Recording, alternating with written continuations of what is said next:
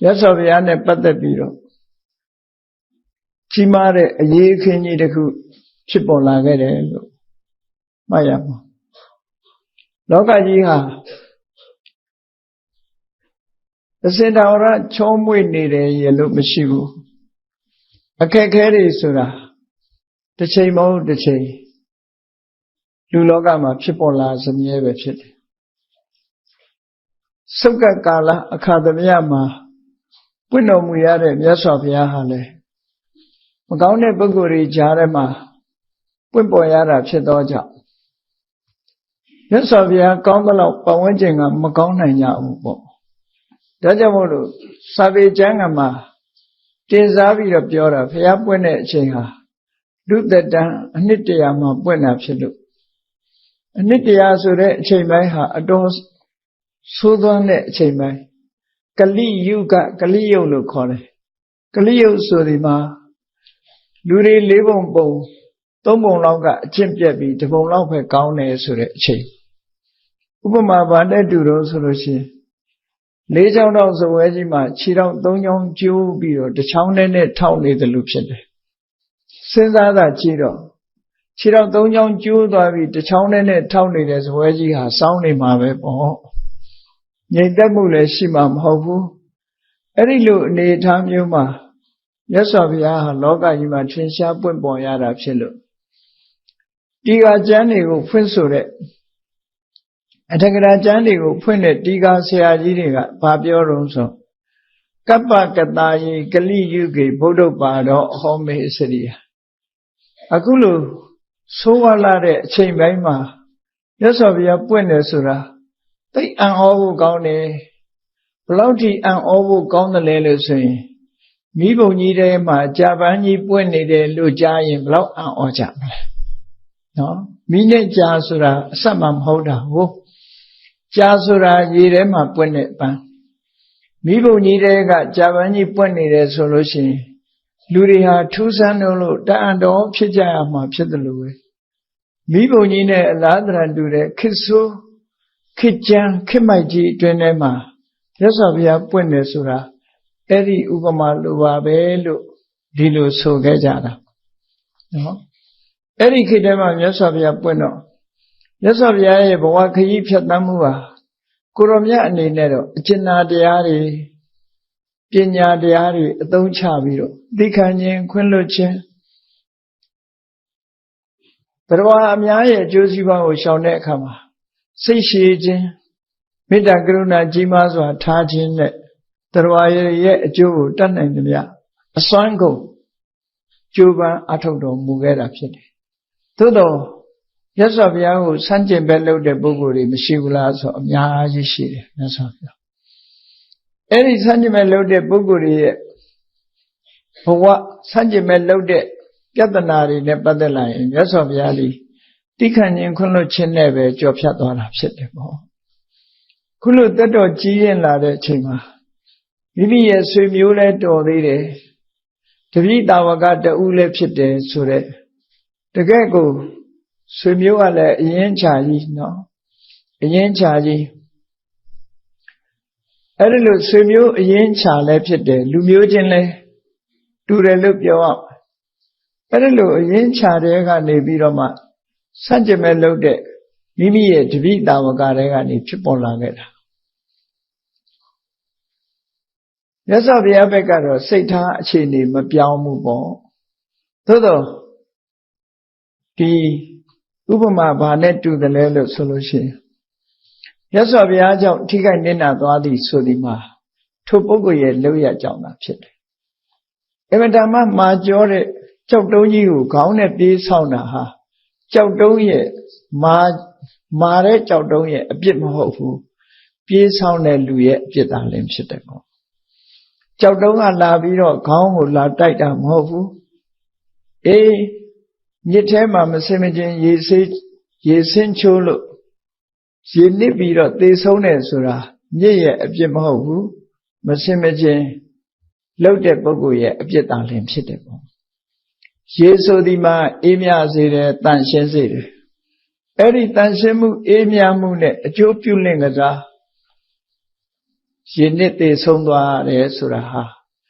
တစ်ဖက်သက်ပုဂ္ဂိုလ်ရဲ့မှားယွင်းမှုနဲ့ပဲသက်ဆိုင်တယ်ပေါ့မြစ်ကြီးရဲ့အပြစ်မဟုတ်ဘူးလို့မြတ်စွာဘုရားသခင်ကိုယ်တော်မြတ်လည်းတတ္တဝါတွေရဲ့အကျိုးကိုဘယ်လိုပဲဆောင်ရွက်ဒီထဲမှာဘုရားကိုဆန့်ကျင်တဲ့ပုဂ္ဂိုလ်တွေဆိုတာရှိနေစမြဲပဲမကြည်ညိုတဲ့ပုဂ္ဂိုလ်ဆိုတာလည်းရှိနေစမြဲဒါကြောင့်မို့ရှင်ဒေဝတ္တလို့ဆိုတဲ့ပုဂ္ဂိုလ်မျိုးဟာသူလည်းပဲအသက်ငယ်မယ်တော့မဟုတ်ဘူးနော်အသက်ငယ်မယ်တော့မဟုတ်ဘူးမြတ်စွာဘုရားကိုအသက်ကြီးပြီယဟန်တန်ဃာတွေတာဝန်ကိုသူလွှဲပါလို့ဆိုတော့ဒီစကားကိုဆောက်လို့ရှိရင်ရွယ်သူတန်းသူဆိုရင်တော့ဒီလိုပြောမှမဟုတ်ဘူးလို့ထင်ရတယ်အဲ့တော့ဒီဝိဒကမြတ်စွာဘုရားတဲ့ဘလောက်ငယ်တယ်ဆိုတာတော့စာပေထဲမှာခံမှန်းပြောကြားလို့မရနိုင်ဘူး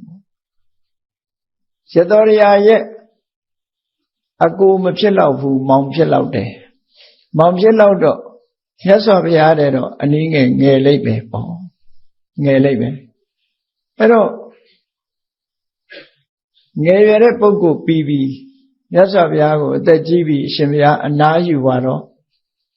သူ့ကိုတန်ခါတောင်းနေလွှဲပါလို့သူလည်းမင်းသားကိုလည်းမင်းသားသူလည်းသက်ကြတာကဝင်မျိုးကဖြစ်လာတာ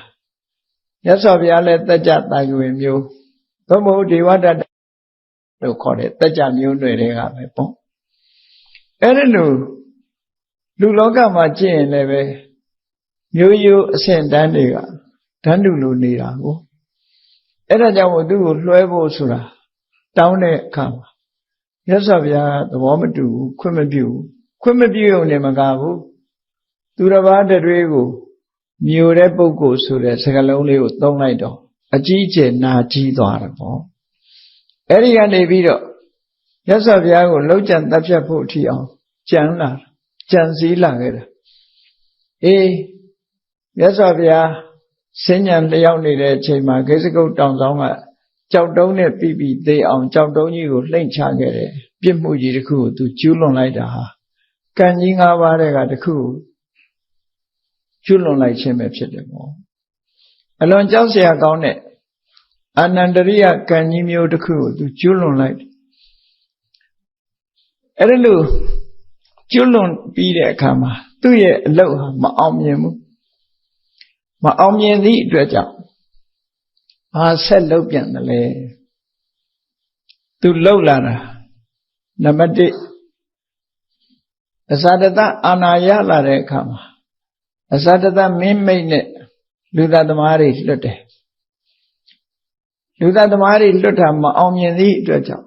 သူကိုယ်တိုင်ကြောက်တုံးလှိမ့်ချပြီးမြတ်စွာဘုရားကိုထိခိုက်အောင်လုပ်ခဲ့ဒါလည်းမအောင်မြင်ဘူးမြတ်စွာဘုရားကအသက်ဘေးကလွတ်သွားတယ်အဲ့တော့ဒီတစ်ခါသေချာပေါက်လို့တွက်ချက်ပြီးတော့တူတူတိတ်တိတ်ဘယ်သူမှမပြောဘူးသူ့လုပ်ငန်းတွေမအောင်တဲ့အခါကျတော့ရာဇဂိုမြို့ထဲမှာစင်တွေကိုထိမ့်သိမ့်တဲ့နေရာစင်တိန်တွေနဲ့စင်တင်းကုတ်တွေရှိတဲ့နေရာသွားပြီးတော့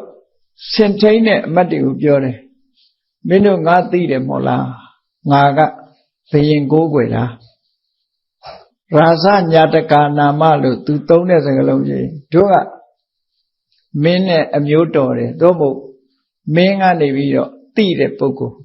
အဲ့တော့ငါကမင်းတို့ယာရုတိုးအောင်လည်းလုပ်နိုင်တယ်ယာရုကြအောင်လည်းလုပ်နိုင်အဲ့တော့ငါပြောတာလုပ်မလားသွားချင်းချောက်တာနော်ချင်းချောက်တာတစ်ဖက်ကလည်းပဲပါဆွေးလုပ်တယ်ပေါ့ဖြာရောင်းတယ်ငါဟာဘယင်နဲ့ရင်းနှီးတယ်ဘယင်ရဲ့ဆရာဖြစ်တယ်ငါလိုပုဂ္ဂိုလ်ကမင်းတို့ယာရုကိုတိုးအောင်လုပ်လို့လည်းရတယ်အဲ့တော့ငါခိုင်းတာလုပ်ကြလို့ဆိုတဲ့ပေါ့စင်တိန်တွေကိုမှားလိုက်တယ်ဒီဘက်လမ်းကိုယဟန်ဂေါရမဆုံးခံကြွလာပြီဆိုလို့ရှိရင်ရာဇဂိုများအဆိုးဆုံးလို့နာမည်ကြီးတဲ့ဆင်ကြီးတစ်ကောင်ရှိတယ်နာလာဂိရိတဲ့စစ်ဆင်ကြီးတစ်ကောင်အဲ့ဒီနာလာဂိရိဆိုတဲ့ဆင်ကြီးကမနုဿခါတကလူတတ်တဲ့ဆင်ကြီးဟ လူတတ်လိုက်ဒီလူတတ်လိုက်နဲ့စင်စိုးကြီးတကောင်စံတော်မနုဿခါတကောတဘာဝကိုကအဲ့ဒီဆင်ကြီးကလူတတ်နေတဲ့ဆင်ကြီးစစ်ပွဲတွေပါဆိုရင်သူတတ်တဲ့လူတွေအများကြီးအဲ့ဒါကြောင့်လို့လူတတ်တဲ့ဆင်ကြီးအဲ့ဒီဆင်ကြီးကိုချွန်းနေနဲ့အုပ်ပြီးတော့တုတ်တွေနဲ့ထိန်းထားရတဲ့ဆင်ကြီးစင်တိန်ကုတ်ကနေပြီးဂေါရမယဟန်ဒီဘက်လာတယ်ဆိုလို့ရှိရင်အဲ့ဒီလမ်းမှာသူလာတဲ့အချိန်နဲ့ချိန်ကိုက်ဒီဆင်ကြီးကိုကျိုးဖြုတ်ပြီးတော့လွှတ်ရမယ်လို့ဒီလမ်းကိုလွှတ်ရမယ်ပေးထားအဲ့ဒီအချိန်မှာနည်းနည်းမိုးတော့လင်းရောက်တော့မြတ်စွာဘုရားနဲ့တန်ဃာတွေကလည်းခါတိုင်းလိုကြွနေကြပဲကြွလာအဲ့ဒီလမ်းကြားလည်းရောက်ရောစင်တိန်ကုတ်ကဆင်ကြီးကိုဖြုတ်လွှတ်လိုက်ဒီဆင်ကြီးကအလွန်ကလေးကဆိုးစွမ်းနေတယ်စာထဲမှာတော့အရက်တိုက်တယ်လို့တော့မပါဘူးပါဠိတော်ထဲမှာအရက်တိုက်တယ်လို့တော့မပါဘူးအထက်ကထာထဲမှာတော့အရက်တိုက်တယ်လို့ပါပို့ပြီးတော့ကြမ်းတမ်းလာအောင်လုပ်မယ်ဆိုတာတော့ထင်ရှားပါတယ်အဲ့ဒါလို့ဆင်ကြီးကိုကျိုးဖြေပြီးတော့လွတ်လိုက်တဲ့အခါကျတော့ဆင်စိုးကြီးဟာမြတ်စွာဘုရားကြွလာတဲ့လမ်းဘက်ကိုနှာမောင်းကြီးစွန့်ပြီးတော့တန်းပြီးတော့ပြေးတာတန်းပြီးတော့ပြေးတာဆင်စိုးကြီးပြေးတဲ့နောက်တော့ထိမ့်ဖို့ဆိုတာဆင်ဦးစီးတွေဆင်ထိန်နေတော့နောက်ကပြေးလိုက်လာမယ်လို့ထင်ရတယ်ပေါ့အလို့မို့ဆိုရင်သူ့ရဲ့တောင်းကျမ်းမှုကထိမ့်ခွက်လို့ရမှာမဟုတ်ဘူးလေအဲ့တော့မြတ်စွာဘုရားလမ်းအမဲ့လမ်းထဲမှာဒီဆင်ကြီးဟာနှာမောင်းကြီး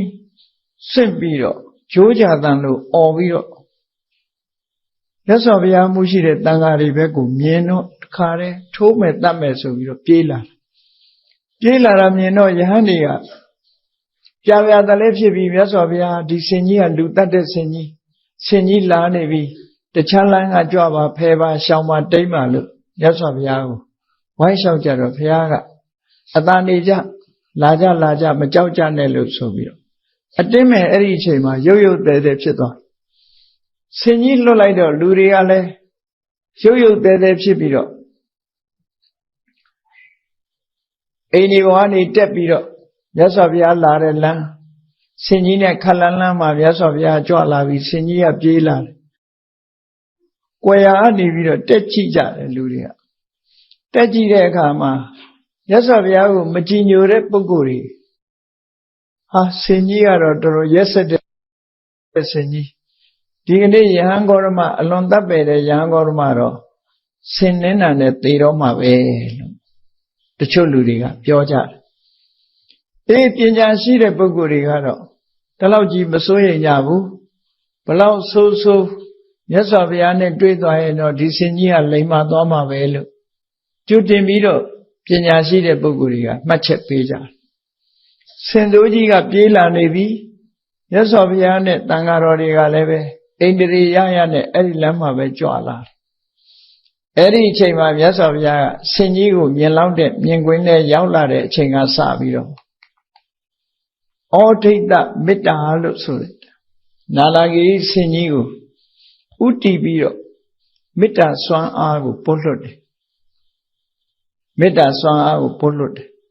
ပို့လွတ်လိုက်တဲ့အခါကျတော့မြတ်စွာဘုရားရဲ့မေတ္တာဓာတ်ကြမ်းတမ်းတဲ့ဆင်ကြီးရဲ့နှလုံးသားကိုသွားထိတယ်ပေါ့ဟတ်ထိသွားတယ်ဆိုတာအဲ့ဒါပေါ့နော်နှလုံးသားကိုသွားထိတဲ့အခါဆင်ကြီးကစိတ်ထားပြောင်းသွားတယ်ကြမ်းတမ်းတဲ့စိတ်တွေမြတ်စွာဘုရားလည်းမြင်လိုက်ရောသူကြမ်းတမ်းတဲ့စိတ်တွေဟာအလိုလိုရော့ကျသွားပြီစိတ်သဘောထားတွေပြောင်းသွား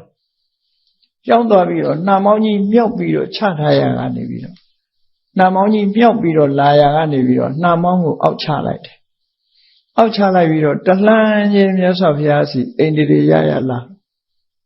မြတ်စွာဘုရားကအနာနာရောက်သည့်ထိအောင်ရပ်ပြီးတော့စောင့်တယ်အနာနာလည်းရောက်ရောမြတ်စွာဘုရားကဆင်ကြီးရဲ့ခေါင်းကိုလက်နဲ့ကိုင်ပြီးတော့ဆင်ကြီးကိုမင်းမဆိုးနဲ့နော်အေးစိတ်စိတ်မြတ်စွာဘုရားကပြောပြနေပုံလေးကို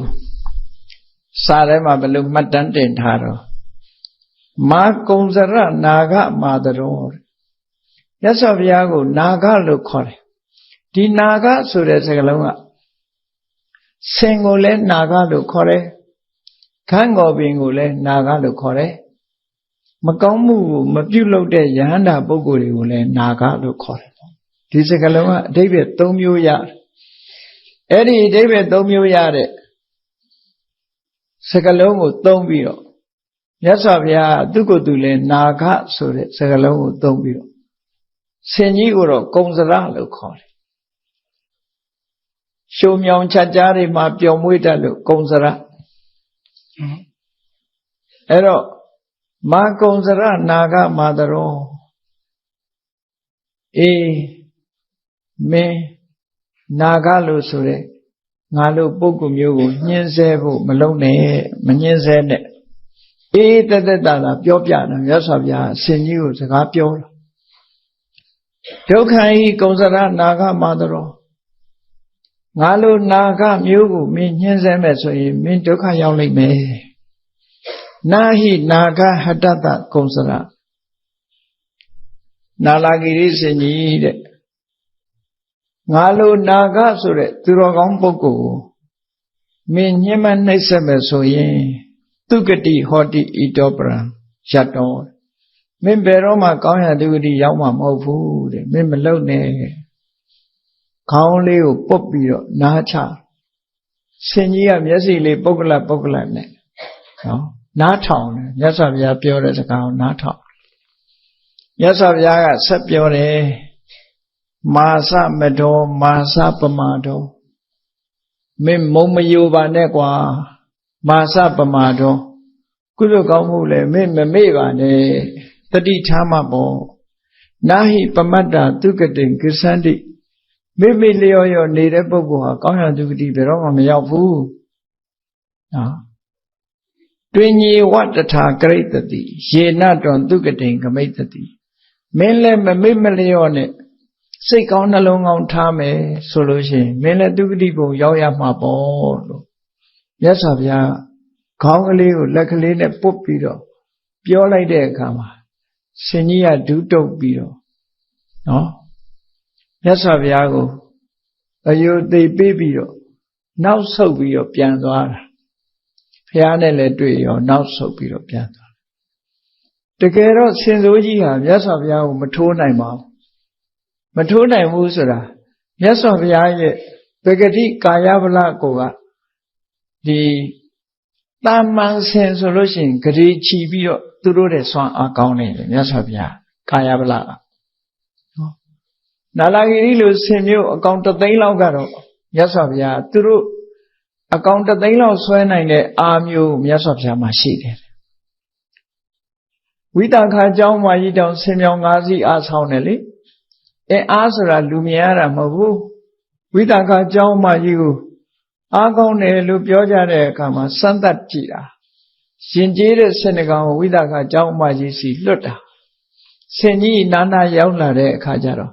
နှာမောင်းလေးကင်ပြီးတော့တွန်းလိုက်တာနောက်လန်သွားတဲ့ဆင်ကြီးကအားကောင်းတာပြောတာနော်အဲ့တော့မြတ်စွာဘုရားကတော့တကယ်သာဆင်ကြီးကဆိုးမယ်ဆိုရင်အစွဲကင်ပြီးမလိုက်လို့ရှိရင်အယုတ်ကလေးလိုဖြစ်သွားမှာပဲဆင်ကြီးဟာပင်ကိုအားအနေနဲ့ကိုဒီလိုရှိတယ်သို့တော့မြတ်စွာဘုရားကအင်အားကိုအသုံးမချဘူးဘာကိုအသုံးချလဲဆိုမေတ္တာစွမ်းအားကိုအသုံးချတယ်အကယ်၍အင်အားကိုအသုံးချမယ်ဆိုရင်ဆင်ကြီးကဒီလိမ္မာရင်ကြီးမှာမဟုတ်ဘူးအနိုင်ယူလိုက်တာတော့ဖြစ်ကောင်းဖြစ်မယ်လိမ္မာရင်ကြီးသွားမှာတော့မဟုတ်ဘူးဆင်းရဲစိတ်ဓာတ်ကိုပြောင်းသွားအောင်မြတ်စွာဘုရားကမေတ္တာနဲ့ဒီ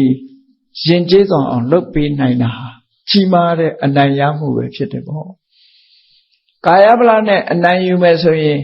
ဆင်ကြီးကကြောက်လို့သာအဆုံးပေးရတယ်နောက်တစ်ချီစမ်းအောင်မှာပဲနော်ကာယဗလဆွမ်းအားချမတူအခုကကျတော့စိတ်ဓာတ်ကရင်ကျေးလိမ်မာသွားပြီဆင်ကြီးကဆင်ကုန်းတင်းကုတ်ထဲမှာဘယ်သူမှမခေါ်ရဘဲနဲ့သူ့နေရာသူပြန်သွားပြီးတော့ငြိမ်လေးနေတာလူတတ်တဲ့ဆင်ကြီးကအဲ့ဒီကလေးကဘယ်တော့မှမကြမ်းတမ်းတော့ဘူးတဲ့ရင်ကျေးလိမ်မာတဲ့ဆင်ကြီးဖြစ်သွားတယ်လို့ဒီလိုဆိုတယ်နော်ဒါမို့အောင်ချင်းရှိပါထဲမှာပါတယ်မဟုတ်လား နာလာဂိရိရှင်ကြီးကိုဆုံးမတယ်ဆိုတာမြတ်စွာဘုရားဟာဒီလိုဆုံးမတာလို့ဒီလိုပြောတာနော်ကျမ်းနဲ့လူတတ်တဲ့ရှင်ကြီးကိုလိမ္မာယဉ်ကျေးတော့မေတ္တာတရားနဲ့ဆုံးမလိုက်တာအဲ့တော့နာလာဂိရိရှင်ကြီးကမြတ်စွာဘုရားကိုဒီတပ်ဖြတ်ခြင်းမပြုနိုင်ပဲနဲ့နောက်ဆုံးမှာလိမ္မာယဉ်ကျေးသွားတော့ဒေဝရကြီးရဲ့စီမံချက်တစ်ခုဟာလည်းမအောင်မြင်ပြန်ဘူးပြန်ပြီးတော့နော်မအောင်မြင်တဲ့အချိန်မှာဒီရှင်ဘယ်သူလွတ်ထားလဲလို့ဆိုတော့မြို့ထဲကလူတွေကအုပ်ကြက်ကြက်ပြောလာဘယ်သူလှုပ်ထားလဲဆိုတာပေါ်လာအဲ့တော့ဒီနေရာမှာစဉ်းစားစရာလေးကဘာလို့ဆိုဒီဝဒကပထမဆုံးကလေးသမားတွေလူသားသမားတွေမြတ်စွာဘုရားကိုစီကိုလွတ်ပြီးတော့ဒီလက်ဆလက်နာဖြောက်ဖို့ရအတွက်သူစီမံချက်ကြီးနဲ့လွတ်ထားတာလေမအောင်မြင်ဘူးအဲ့ဒါလည်းလူမသိဘူးသူနဲ့အစာတတမင်းပဲသိအစာတတမင်းတောင်သိချင်မှသိမှာနော်အစာတတမင်းရိပ်မိယုံမဲ့သူစီမံတာကိုအစာတတမင်းအကုန်ပြောဖို့မရဘူးအဲ့ဒါကြောင့်မို့လို့လူမသိကြဘူးအဲ့တော့ရဟန်းတန်ဃာတွေသာသိပြီးတော့ဩတောင်းလည်းဖြစ်တဲ့သဘောမရှိဘူးတောရကြောင်းထဲမှာဖြစ်တာဆိုတော့မြို့ထဲမှာလို့လူသိသူသိဟုတ်ကောင်းမှဟုတ်သို့တော့ရဟန်းတန်ဃာတွေအတွင်းမှာတော့ဒေဝဒတ်ကမြတ်စွာဘုရားကိုတတ်ဖို့ကြိုးစားနေပြီဆိုတဲ့အတန်တွေကတော့ပြန့်နှံ့လာတယ်ပေါ့ရဟန်းတန်ဃာတွေဆိုတာတောထဲမှာနေသည့်အတွက်ကြောင့်လူတွေကတော့တချို့သိချင်မှသိအောင်ပဲပေါ့အခုခေတ်လိုမီဒီယာတွေကရှိတာမဟုတ်ဘူးလေအဲ့တော့သိပြီသိမှာမဟုတ်ဘူးခုခေတ်ဆိုရင် Facebook ထဲပါသွားလိမ့်မယ်ခါနော်အဲ့တော့သိပြီတော့မသိကြဘူးပြောရအခုနာလာဂိရိဆင်လွတ်တယ်ဆိုတော့တကယ်မြို့လေကောင်မှာလှုပ်တဲ့အကိစ္စဖြစ်သွားနန်းတော်ကနေမြို့လေကောင်လှုပ်တဲ့ကိစ္စဖြစ်သွားလူသိသွားတယ်အဲ့ဒီမှာဒီကိစ္စဒီပဒတ်လှုပ်နေမှလူသိသွားတယ်ဒီနေရာနဲ့ပတ်သက်ပြီးတော့နိုင်ငံခြားကဒီပုဂ္ဂိုလ်တွေကဝေဖန်ထားတာလေးတခုငယ်ငယ်တုန်းကဖတ်ဖိုးတယ်ပေါ့ငယ်တော့ဖတ်ဖိုးတယ်ဘယ်စာအုပ်ထဲပါတယ်တော့မှတ်မိတော့သူတို့အနေနဲ့တွေးတာဘာတော့ဆိုရင်ရှင်ဒေဝရဟာမြတ်စွာဘုရားပေါ်မှာလက်ပြောင်တပ်သားတွေလွတ်ပြီးတော့တတ်ဖို့ကြိုးစားတာရဲ့ကြောက်တုံးကြီးလှိမ့်ချတာရဲ့နာလာဂိရိဆင်ကြီးလွတ်တာရဲ့ဒါတွေလုတ်ပြီးတဲ့နောက်မှာမြတ်စွာဘုရားကိုဒီအချက်၅ချက်လာပြီးတော့တောင်းဆိုတယ်ဆိုတာနောက်လာမှာအဲ့ဒါကိုသူတို့ကဖြစ်နိုင်ခြေမရှိဘူးလို့ဒီလိုယူဆတယ်။ဘာကြောင့်ဖြစ်နိုင်ခြေမရှိတော့ဆိုဒါလောက်ပြစ်မှုတွေကျူးလွန်ပြီးတဲ့နောက်မှာမြတ်စွာဘုရားစီကိုလာတယ်ဆိုတာမဖြစ်နိုင်ဘူးလို့သူတို့အတွေ့အအဲ့လိုတွေးတာပေါ့နော်။သို့သောမြတ်စွာဘုရားသခင်ကိုရောမြတ်ကဘလောက်ကြီးပဲပြစ်မှုကျူးလွန်ထားတဲ့ပုဂ္ဂိုလ်ကမလာရဲတာပဲဖြစ်ကောင်းဖြစ်မယ်မြတ်စွာဘုရားကတော့တိခဏ်ခြင်းခွင့်လွှတ်ခြင်းအပြောင်းလဲမှာမဟုတ်ဘူးပေါ့နော်ဒါနိုင်ငံခြားလေ့လာတဲ့ပုဂ္ဂိုလ်တွေဝေဖန်ချက်တစ်ခုရှိတယ်ဆိုတာလေးကိုပြောပြနံပါတ်1အစာတတမင်းနဲ့တိုင်ပင်ပြီးတော့အစာတတမင်းကထီနန်းကိုမင်းအာဏာကိုရအောင်ယူတယ်ပြီးတဲ့အခါအစာတတအကူနဲ့ဘုရားတတ်ဖို့ကြိုးစားတယ်ဒုသသမားတွေလွတ်တယ်ကြောက်တုံးမောင်းဆင်ပြီးတော့ချတယ်နာလာဂိရိဆင်ကြီးကိုလွတ်တယ်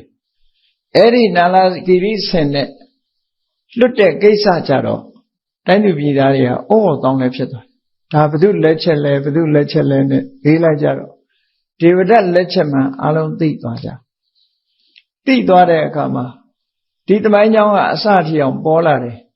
ဘုရင်ကြီးကသူ့သားကိုရုတ်တရက်ကြီးနန်းအပ်လိုက်တာလည်းပဲသူ့လက်ချက်ပဲဟာပေါ်လာတယ်အဲ့ဒီအစားနောက်ဆုံးမှာဘုရင်ကြီးကဗေဝိသရမင်းကြီးဟာထောင်သွင်းအကျဉ်းချပြီးတော့သားတော်ရဲ့လှုပ်ချံတပ်ဖြတ်မှုနဲ့ပဲဒီနောက်ရဆန်သွားတာဟုတ်ထောင်ထဲအထက်ခံလိုက်ရဩအဇာတတမင်းအခုလို့ဖခင်ဘုရင်ကြီးကိုနန်းချပြီးတော့လှုပ်ချံတပ်ဖြတ်မှုဟာလေဒေဝရရဲ့ပယောကမကင်းမှုဆိုတာသိလာကြ နောက်ပြီးတော့လေးသမားတွေလွတ်တယ်ဆိုတဲ့သတင်းကလည်းတီတိုလူတွေကသိလာကြတယ်အဲ့ဒီကြတော့မှကဲစကုတ်တောင်ကကြောင်မောင်းဆင်ပြီးတော့လိမ့်ချလို့မြတ်စွာဘုရားခြေတော်ကိုထိသွားတယ်ဆိုတာလေသိလာကြအခုတခါနာလာဂီရိဆင်နဲ့တေချောင်းကြံမြန်ပြီဆိုတော့တစ်မြို့လုံးဟာသိသွားလိုက်တဲ့အခါကျတော့လူတွေကဆူညံဖြစ်လာပြီတို့တိုင်းပြည်အုပ်ချုပ်တဲ့မင်းကြီးကဒေဝရစကားနားထောင်ပြီးတော့မဟုတ်တာတွေလုပ်နေပြီနော်မဟုတ်တာတွေလုပ်နေပြီရာဇဝမှုမကင်းတဲ့အလုပ်တွေကိုလုပ်တယ်လို့ဆိုပြီးတော့ဆူညံနဲ့လူတန်းတွေကပို့ပြီးတော့ကျဲလာတဲ့အခါကျတော့ဘုရင်ကြီးကလူတွေကမကြိုက်မှန်းသိတဲ့အခါကျတော့ဒေဝရရဲ့လုပ်ရက်တွေကိုလူတွေအများကသိလာတော့ဒေဝရကိုဆုံးမလောင်းကြတော့ဘူးဘယ်တကာကမှလည်းသူ့ကိုမြင်လို့ရှိရင်ကြောက်ရွံ့နေကြတယ်လူသက်သမားဆိုပြီးတော့ကြောက်ရွံ့လာကြတယ်သူစီမဲ့သွားတဲ့လာတဲ့လူတွေမရှိတော့ဘုရင်ကြီးကလည်းခါတိုင်းနတ်နဲ့တစ်ချိန်ညနေတစ်ချိန်ယထာ900နဲ့သွားရောက်ပြီးတော့စိကတ်လေးရှိတာကိုလည်းမသွားရတော့ဘူးသူလည်းဘုရင်ကြီးကလည်းရှောင်လိုက်တယ်အဲ့တော့ဒေဝရဘယ်လိုဖြစ်သွားလဲလို့ဆိုတိုင်းလူပြည်သားတွေကလည်းသူဆုံးမလောင်ဘူးဘုရင်ကြီးကလည်းသူ့စီမလာတော့ဘူးဟောဒီအခြေအနေမျိုးဖြစ်သွားတယ်အဲ့ဒီအခြေအနေမျိုးဖြစ်တဲ့အခါကျတော့သူ့မှာလက်တပကဘုံကံရဖို့နေသားနေ့စဉ်နဲ့အမျှအစာအဝတ်ပြည်လည်ဖို့တောင်မှခဲရင်လာတဲ့အတွက်ကြောင့်ဘယ်လိုလုပ်တုံးဆိုရာဇဂိုမြို့မှာလှည့်ပြီးတော့သူကဒကာဒကမတွေစီလှည့်ပြီးတော့အလှခံစားတော့တဲ့ပုံစံမျိုးဖြစ်သွားတယ်တဲ့နော်ကိုယ်တိုင်တောင်းပြီးတော့စားရတဲ့သဘောမျိုးအဲ့ဒီလိုထီအောင်လက်သက်ပကာတွေကဆွတ်ရွတ်သွားတယ်ဆွတ်ရွတ်သွားတဲ့အခါကျတော့သူကအကြံစီမလျှော့သေးဘူးအဲ့ဒီလိုဆွတ်ရွတ်သွားတာကိုအကြောင်းပြုပြီးတော့ဒီသူ့စိတ်ကူးကဘာလုပ်လဲဆိုရင် psychology နဲ့ပတ်သက်ပြီးတော့လေသူကကျွမ်းကျင်တယ်လူတွေဘာကြိုက်တယ်လဲလူတွေဘာလုပ်ရင်အထင်ကြီးမလဲဆိုတာကိုသူကသိထားတော့သူနဲ့အပေါင်းပါတွေကိုသူကစီယုံတယ်သူနဲ့အပေါင်းပါစည်ရင်ဖော်ပြထားတာ၄ပါးရှိတယ်အဲ့ဒီ၄ပါးကနံပါတ်1ကကောကာလိကာလို့ခေါ်တယ်ကောကာလိကာဆိုတာလေသူနဲ့ရင်းနှီးတဲ့ပုဂ္ဂိုလ်အပေါင်းအသင်းနောက်တစ်ခါကတမောဒကတိတ်တကဆိုတဲ့ယဟန်လည်းသူနဲ့အပေါင်းပါပဲခန္ဓာဒေဝိယပုဒ္ဒဆိုတဲ့ယဟန်တော်ကလည်းသူနဲ့အပေါင်းပေါ်ပဲသမုဒ္ဒထတ္တဆိုတဲ့ကိုတော်ကလည်းသူနဲ့အပေါင်းပေါ်ပဲအဲ့ဒီသူ့ရဲ့အပေါင်းအသင်းနေနဲ့သူကတိုင်ပင်ဆွေးနွေးတယ်ပေါ့နော်တိုင်ပင်ဆွေးနွေးတယ်သူတို့ဘာပြောလဲလို့ဆိုဒီနည်းနဲ့လှုပ်လို့မရလို့ရှိရင်ယဟန်ဂေါရမရဲ့တန်ခါပရိသတ်ကြီးပြိုကွဲသွားအောင်ဖြိုခွဲမယ်ပေါ့ဤစနစ်တစ်ခုနဲ့တန်ခါပရိသတ်ကြီးပြိုကွဲသွားအောင်ယဟန်တော်တွေဟာကွဲပြဲသွားပြီးတော့သူ့ဘက်ရောက်လာအောင်စီယုံမယ်ပြိုကွဲရေးအလုပ်ဟောရသော်ဘုရားနဲ့ပြိုကွဲရေးအလုပ်ကိုခွဲခြားရေးအလုပ်တစ်ခုကိုသူစ조사မယ်လို့တိုင်ပင်ဆွေးနွေးတဲ့အခါကျတော့သူ့ရဲ့မိတ်ဆွေယဟန်တွေကပြောတယ်ယဟန်ဂေါရမကဘုံကြီးတယ်အမှန်တမ်းတကူကြီးတယ်လွယ်လွယ်နဲ့ရမှာမဟုတ်ဘူးဆိုတော့မဟုတ်ဘူးသူ့မှာနီလန်းရှိတယ်ပေါ့နီလန်းရှိတယ်ငါအချက်၅ချက်ကိုယဟန်ဂေါရမစီတော့တောင်းဆိုမယ်တောင်းဆိုလို့ရှိရင် तू ဘယ်တော့မှခွင့်မပြုဘူးဆိုတာငါသိတယ်အဲ့တော့ तू ခွင့်မပြုနိုင်တဲ့အချက်၅ချက်ကိုငါတောင်းမယ်ဘယ်နည်းနဲ့ဖြစ်ဖြစ်ဒီ၅ချက် तू ခွင့်မပြုဘူးဆိုလေငါကြိုက်လေပဲဒါတွေနဲ့လူတွေအထင်ကြီးအောင်ငါတို့လှုပ်ရှားလို့ရမယ်ဟောစီယုံလို့ရမယ်လို့ယူဆသူ သူကအကြောင်းပြလိုက်တာလူခပတနာဟိအာဟုသောမနုဿာတဲ့ငါရှင်တို့လူတွေဆိုတာတဲ့ခေါင်းကောင်းဖားဖားကျင့်တာကိုပို့ကြည့်ညိုတတ်တယ်ပေါ့နော်ယဟန်ဆိုတာခေါင်းကောင်းဖားဖားဟိုမှာပဲတောရကြောင်းမှာတပါးတည်းနေတယ်ဆွမ်းခံစားတယ်ခေါင်းကောင်းဖားဖားနေတာကိုပို့ပြီးတော့ယဟန်တာလို့ထင်ကြတယ်ပို့ပြီးတော့ကြည်ညိုတယ်အဲ့ဒါကြောင့်မလို့ဒီအချက်တွေနဲ့ငါတောင်းဆိုမယ်ပေါ့အဲ့ဒါလို့တိုင်ပင်ပြီးတော့ရသော်ဘုရားစီသွားတယ်ရသော်ဘုရားစီသွားပြီးတော့ရသော်ဘုရားကိုခါတိုင်းလိုပဲဟန်မပြစ်ပေါ့သူမလုံးတဲ့အောင်ပေါ့နော်သူပြစ်မှုတွေမကျူးလွန်တဲ့အောင်နဲ့ရသော်ဘုရားစီဟန်မပြစ်သွားပြီးတော့အရှင်ဘုရားတဲ့တပည့်တော်ရှင်ဘုရားကိုတောင်းဆိုစရာ၅ချက်ရှိပါတယ်တောင်းဆိုစရာရှိပါတယ်လျှောက်ထားပါရစေဆိုပြီးတော့သူဘာတောင်းလဲဆို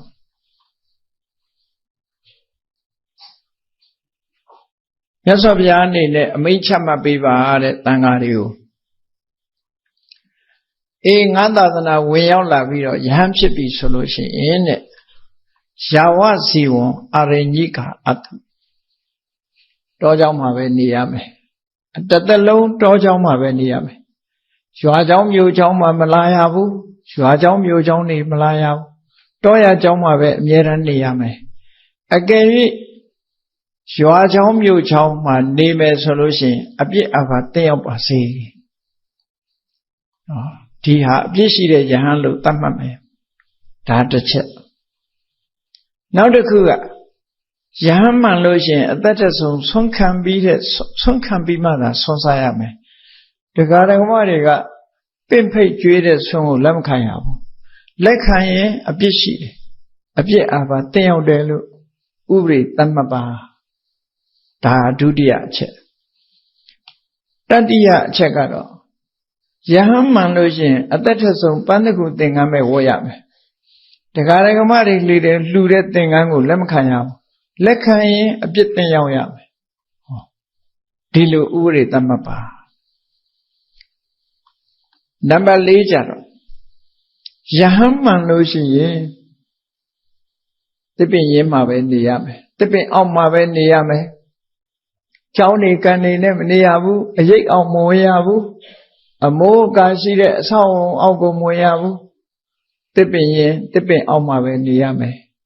အကယ်၍တစ်ပင်အောက်မနေဘူးအမိုးအကာအောက်ရောက်တဲ့ဆိုရင်ဒီယဟန်ဟာပြည့်ရှိတဲ့ယဟန်ပြစ်မှုကျူးလွန်တဲ့ယဟန်ဖြစ်သတ်မှတ်ရမယ်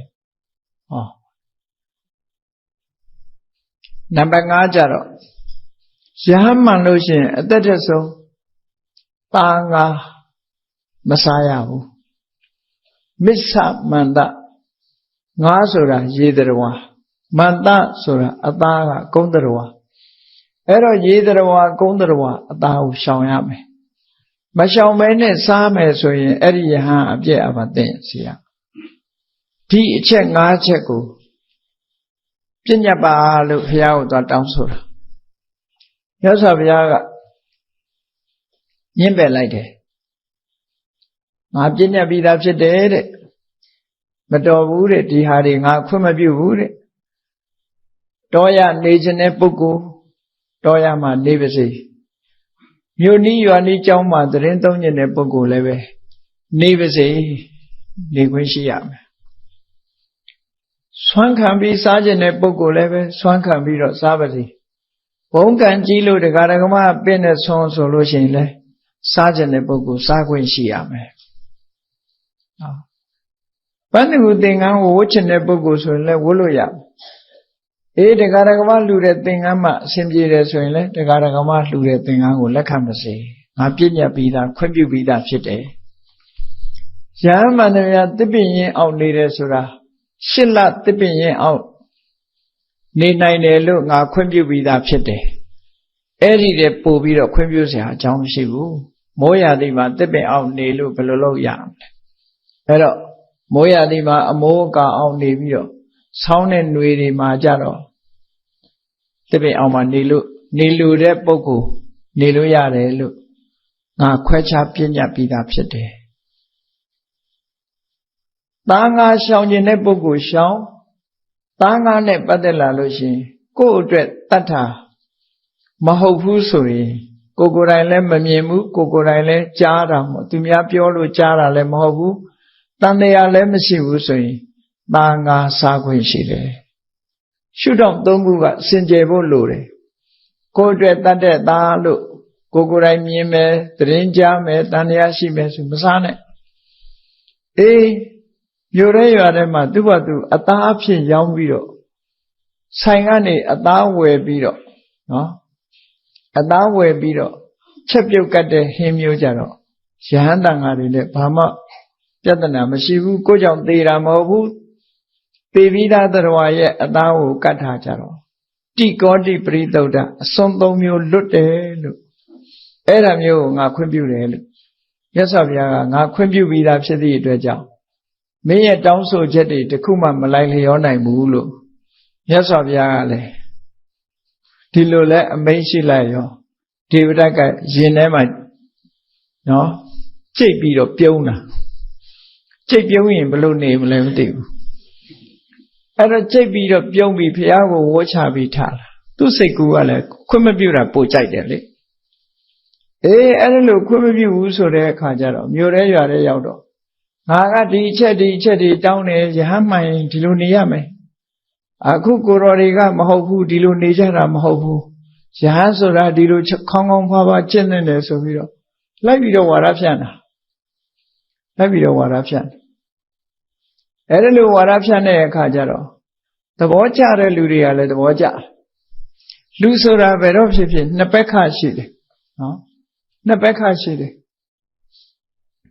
ဘာလို့ထောက်ခံမဲ့လူကတော့လာမှာပဲကန့်ကွက်မဲ့လူလည်းလာမှာပဲလူတိုင်းကထောက်ခံမယ်လို့လည်းမမျှော်လင့်နဲ့လူတိုင်းကန့်ကွက်လိမ့်မယ်လို့လည်းမမျှော်လင့်နဲ့နော်မြတ်စွာဘုရားတောင်းမှပဲအခုလိုဒေဝဒတ်ကလိုက်ပြီးတော့စီယုံတဲ့အခါကျတော့ဟုတ်တာပေါ့ဘုန်းကြီးဝတ်နေမှာတော့နော်ဘုန်းကြီးဝတ်နေမှာတော့တောချောင်းနေတာကောင်းတာပေါ့ရွာထဲဘာလာရှုပ်မှာတော့ဒီလိုပြောတဲ့လူကလည်းရှိလာတယ်နော်ဆွမ်းခံစားတာအကောင်းဆုံးပေါ့ဘုန်းကြီးကဘာလို့ဟိုပင်ဖိတ်ဒီပင်ဖိတ်ဒီလိုက်မလို့သင်္ကန်းလည်းပန်းသူသင်္ကန်းပဲဝတ်ပေါ့ဘာလို့လူတွေလှူတာကိုလက်ခံရမှာတော့တပင်ရင်အောင်မှနေတာကောင်းတာပေါ့ဒါကြည်ညိုတဲ့ပုဂ္ဂိုလ်တွေဘုန်းကြီးဖြစ်ရင်တတ်တတ်လွတ်ပဲစားရမှာပေါ့သူများတတ္တဝါတွေရဲ့အသာစားတာမကောင်းဘူးလို့ဆိုဒေဝဒတ်ကိုထောက်ခံတဲ့ပုဂ္ဂိုလ်တွေကလည်းအများကြီးဖြစ်လာနော်ထောက်ခံလာကြတယ်တချို့တတ်သိနားလဲတဲ့စဉ်းစားဉာဏ်ရှိတဲ့ပုဂ္ဂိုလ်တွေကတော့ဒါဒေဝဒတ်ဟာသက်မဲ့ဒီအသင်ကွဲပြဲဖို့မြတ်စွာဘုရားရဲ့တပိဋကဝကတွေအတွင်းမှာကွဲအောင်ပြဲအောင်သက်လီဆယ်ပြီးတော့ဖန်တီးနေတာသာဖြစ်တယ်လို့သူ့ကိုမထောက်ခံတဲ့ပုဂ္ဂိုလ်တွေကအဲ့လိုတွက်ကြတယ်အဲ့လိုနှစ်ဘက်ခဖြစ်လာယဟန်တွေသွားစီယုံတယ်စီယုံတော့တိတ်ပြီးတော့နားမလဲပါမလဲဝေသာလီပြည်ကဝိစီတိုင်းသားယဟန်တွေကသာသနာပေါင်းဝင်လာတာသိမကြသေးဘူးတရားဓမ္မနဲ့ပတ်သက်ပြီးတော့လည်းမကျွမ်းကျင်ကြဘူးဝီနည်းနဲ့ပတ်သက်ပြီးတော့လည်းမကျွမ်းကျင်ကြဘူးအဲ့ဒီကိုယ်တော်တွေကသဘောကျတယ်သာသနာပေါင်းဆိုတာဒီလိုမှဒေဝရချမှတ်တဲ့လမ်းစဉ်တိုင်းတို့ဟာပြီးပြင်းပြင်းလိုက်ပါဒါမှဘုန်းကြီးပြီးတာဆိုပြီးတော့သဘောကျတဲ့ပုဂ္ဂိုလ်တွေကသူ့ကိုထောက်ခံယဟန်900သူ့ကိုထောက်ခံလိုက်တယ်ဟုတ်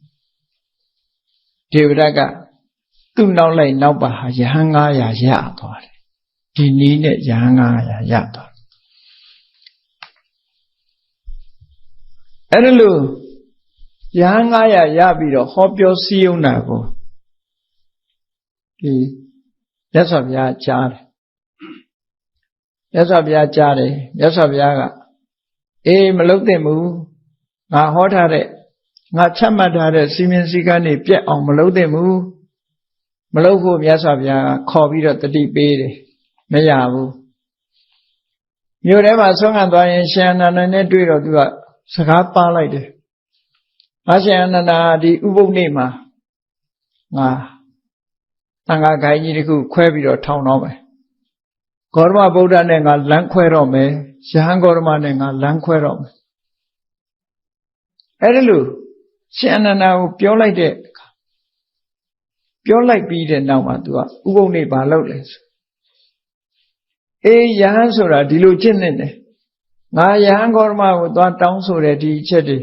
तू ကလက်မခံဘူးအဲ့တော့ယဟန်ဆိုတာအခုလိုကျင့်တာပိုကောင်းတယ်ကိုတော်တို့သဘောတူလို့ရှိရင်သူ့ကိုထောက်ခံကြမဲထဲကြပေါ့သူ့ကိုရှေးတုန်းကတလာကလို့ခေါ်တယ်သူ့ကိုထောက်ခံတဲ့ပုဂ္ဂိုလ်နဲ့မထောက်ခံတဲ့ပုဂ္ဂိုလ်ထောက်ခံပြီဆိုလို့ရှိရင်အဲ့ဒါစရေတံရေးထားတဲ့အမှတ်သားမဲတံလေးတွေကိုယူရအဲ့ဒါလိုကြီးညာလိုက်တဲ့အခါကျတော့ယဟန်900ကသူ့စကားကိုထောက်ခံလိုက်ကြတယ်ထောက်ခံလိုက်တာနဲ့ပဲသိမ်ထဲမှာဥပုပ်ပြုတဲ့အချိန်မှာမြတ်စွာဘုရားရဲ့ဉာဏ်နဲ့တပည့်တွေနဲ့အပေါင်းအသင်းမလုပ်တော့ဘဲနဲ့တန်ခါခိုင်းကြီးတစ်ခုကိုထခွဲလိုက်တယ်ပေါ့နော်ဥပုပ်ပြိုင်လို့ပြုလိုက်တယ်အုပ်စု2ခုဖြစ်သွားတယ်အဲ့ဒါတန်ခါဗေဒကကံဆိုတာအဲ့ဒါကျွလွန်လိုက်တာပဲအဲ့ဒီနေ့တန်ခါဗေဒကကံဆိုတဲ့ဒီကံကြီးထိုက်တာဟာယဟန်မှာထိုက်တယ်ကိုရင်တောင်မထိုက်နိုင်ဘူးလူတွေလည်းတန်ခါဗေဒကကံဆိုတာမထိုက်ဘူးသို့တော့တန်ခါဗေဒကတန်ခါတွေကွဲပြားအောင်စေရနာဇိုးနဲ့လုပ်ရင်တော့နီးနီးအပြစ်ကြီးတဲ့ကံမျိုးဖြစ်တယ်ပေါ့တကယ်တန်ခါဗေဒကကံဆိုတာတိမ်ထဲမှာနှစ်ဘက်ကနှစ်ဖွဲ့လှုပ်ပြီးတော့ဒီဝိနိကံဆောင်းပြီးဆိုလို့ရှိရင်တော့ဒါတန်ခါဗေဒကကံထိုက်တယ်လို့ခေါ်တယ်နော်တန်ခါဗေဒကကံထိုက်တယ်အဲ့တော့ဒီဝိဒ္ဓဟာမြတ်စွာဘုရားရဲ့ဒီခြေမတော်ကိုသွေးခြေဥစေတဲ့လောဟိတုပ္ပါဒကကံကိုလည်းသူကျွလွန်လိုက်တယ်အခုတန်ခါဗေဒကကံဆိုတာကိုလည်းထပ်မံကျွလွန်လိုက်တယ်ဆိုတော့ကံကြီး5ပါးထဲမှာသူ2ခုကျွလွန်လိုက်တဲ့သဘောပဲအဲ့ဒါလို့ကျွလွန်တာမြတ်စွာဘုရားကနေပြီးတော့တတိပေးတယ်ခေါ်ပြီးတော့ဂရုကောတန်ခါပေတော့တန်ခါကွဲပြောင်းအောင်လုပ်တာမင်းအပြစ်သိကြီးတယ်ညီညွတ်တဲ့တန်ခါကိုခွဲပြဲမယ်ခွဲအောင်လုပ်တယ်ဆိုတဲ့အကုသိုလ်အလွန်ကြီးလေးတဲ့အကုသိုလ်ကဘာချီပြီးတော့ငရဲမှာခံရနိုင်တယ်မလုပ်ဖို့တားတယ်မရဘူးဒေဝဒကလှုပ်လိုက်တယ်အဲ့ဒီလိုလှုပ်ပြီးတဲ့နောက်မှာမြတ်စွာဘုရားနဲ့သူထပ်ပြီးတော့မတွေ့တော့အဲ့ဒီယဟန်တွေကိုခေါ်ပြီးတော့ဘယ်ထိအောင်သွားတော့ဆိုဒါစကြိုမြို့မှာလှုပ်ပြီးတော့ခရာတိတလို့ဆိုတဲ့အရက်အရင်တော့ဥရဝေလကတ္တဗတို့အရိဒ္ဓပရိယာယသုတ်ဟောတဲ့နေရာပေါ့အဲ့ဒီခရာတိတဘက်ကိုသူခွဲထွက်သွားတယ်ပေါ့ဒေဝဒဟာအဲ့လိုလှုပ်သွားစာပေကျမ်းဂန်ထဲမှာတော့ဒီအချက်5ချက်တောင်းဆိုပြီးတဲ့နောက်မှာတဲ့ဘုရားနဲ့မတွေ့ဘူးလို့ဒီလိုတမန်ဆိုထားတယ်အဲ့တော့တကယ်ပြောရမှာတော့တန်ခါသင်ခွဲပြီးတဲ့နောက်မှာမတွေ့ဘူးလို့ဆိုရင်ပိုမှန်တယ်ပေါ့ဓမ္မပဒထက္ကရာမှာအချက်5ချက်တောင်းပြီးတော့မတွေ့တော့ဘူးဆိုတာမဟုတ်ဘူးတွေ့သေးတယ်တောင်းပြီးတဲ့နောက်မှာမြတ်စွာဘုရားခေါ်ပြောသေးတယ်တခါတော့သို့တော့တန်ခါသင်ခွဲပြီးနောက်မှာတော့မြတ်စွာဘုရားနဲ့မတွေ့တော့ဘူးအဲ့ဒီနောက်မှာတော့မတွေ့တော့အဲ့ဒါလို့တန်ခါ900သူ့နောက်ပါသွားပြီသူ့ရဲ့ဖြားယောင်းသွေးဆောင်မှုကိုလက်ခံပြီးတော့တန်ခါ900ကိုခွဲထုတ်သွားတယ်အဲ့လိုခွဲထုတ်သွားတဲ့အခါမှာရှင်သာရိပုတ္တရာကမြတ်စွာဘုရားစီသတင်းပို့တယ်ရှင်ဘုရားတန်ခါ900နောက်ကပါသွားတယ်ဒီပဒနဲ့အတူဆိုတော့မြတ်စွာဘုရားကသူတို့ဟာမလိမ္မိုးမလိမ္မာတွေဘာမှနားမလဲပဲနဲ့ပါသွားတာဒီတိုင်းကြည့်မနေကြနဲ့လိုက်ပြီးတော့သူတို့နားလဲအောင်ပြောပြကြဆိုပြီးတော့ရှင်သာရိပုတ္တရာရှမောက္ကလန်တို့ကိုလွတ်တာအဲ့ဒါနဲ့ရှင်သာရိပုတ္တရာရှမောက္ကလန်တို့ကဒေဝဒတ်နောက်လိုက်သွားတယ်အရေးခင်းကြီးနော်အဲ့ဒါလေဒေဝဒတ်ရဲ့အရေးခင်းကသေးတာမဟုတ်ဘူးနော်အဲ့တော့အလုပ်တွေများကုန်တယ်ဒါဆိုကြိုကနေပြီးရှင်သာရိပုတ္တရာတို့ရှမောက္ကလန်တို့ဟာဒီနှစ်ပါးဒီပါသွားတဲ့ကိုယ်တော်လေးတွေကိုပြန်ပြီးတော့နားပါချဖို့မြတ်စွာဘုရားရဲ့သဘောကတော့ဒီကိုယ်တော်လေးတွေကဘာမှနားမလည်ဘူးမမှားမယွင်းရအောင်သူတို့နားလည်အောင်သွားပြောကြဆိုပြီးတော့မြတ်စွာဘုရားကလွတ်လို့သူတို့နှစ်ပါးသွားတာသူတို့နှစ်ပါးရောဒေဝရတ်စီလည်းသွားတယ်လို့လည်းသတင်းကြားရောကိုယ်တော်တစ်ပါးကထိုင်ပြီးတော့ငိုတဲ့မြတ်စွာဘုရားနာမှာ တိတ်နဲ့ငိုးနေတော့မြတ်စွာဘုရားဟဲ့ဘာဖြစ်လို့ငိုတာတော့ဆိုမြတ်စွာဘုရားရဲ့တပည့်လက်ယုံတပည့်ကြီးတွေအက္ခတာဝကဖြစ်တဲ့ရှင်သာရိပုတ္တရာရှင်မောဂလန်တို့လည်းဒေဝဒတ်နောက်လိုက်သွားကြပြီဖျားဒီလိုသူကအထင်လွဲသွားတာကိုဒေဝဒတ်တရားကြိုက်လို့ဒေဝဒတ်နောက်လိုက်သွားတယ်လို့ထင်တာကိုအဲ့ဒါလို့ငိုသေးတဲ့စာထဲမှာမှတ်တမ်းတင်ထားတာမဟုတ်ဘူးမြတ်စွာဘုရားကအရှင်းပြောတာသူတရားကြိုက်လို့သူ့နောက်လိုက်တာမဟုတ်ဘူးပါသွားတဲ့ကိုတော်လေးတွေလမ်းလွဲကုန်မှာဆိုလို့သူတို့ကိုကဲတင်မှုလိုက်သွားကြတာအဲ့လိုပြောမှအငိုတိတ်တယ်အဲ့ဒါနဲ့ရှင်သာရိပုတ္တရာတို့ရှင်မောဂလန်တို့ဟိုရောက်တယ်ရောက်တဲ့အချိန်မှာဒေဝရတ်ကသူ့ပိဋကအလယ်ကောင်မှာသူတရားဟောနေဖျားလို့လှုပ်ပြီးတော့သူတရားဟောရှင်သာရိပုတ္တရာတို့လည်းရောက်လာရောသူကဘာပြောတော့အေးကြည့်ကြတဲ့ဂေါတမဗုဒ္ဓရဲ့ဂေါတမယဟန်ရဲ့တကယ်ထိတ်တန်းတပည့်ကြီးနှစ်ပါးလဲငါတရားကြိုက်လို့လိုက်လာချပြီငါလှုပ်တာဆိုတော့မင်းတို့စဉ်းစားကြည့်ဆိုတော့သူ့နဲ့အပေါင်းပါဖြစ်တဲ့ကောကာလိကထကန့်ွက်တယ်မဟုတ်ဘူးကိုရောသွားအထင်မကြီးနဲ့တဲ့ဒီသာရိပုတ္တရာတို့မောဂလန်တို့ဆိုတာလူညစ်တွေလူညစ်တွေကလိန်ကကြစ်လှုပ်တတ်တယ်တော့ကြလို့ရှိရင်သူတို့ရောက်လာတာကိုလက်မခံနိုင်နဲ့ဒုက္ခပေးလိုက်မယ်လို့ဟိုကပြောတာမဟုတ်ပါဘူးတဲ့ငါတရားကြိုက်လို့လိုက်လာတာလာပါစေဟောသူက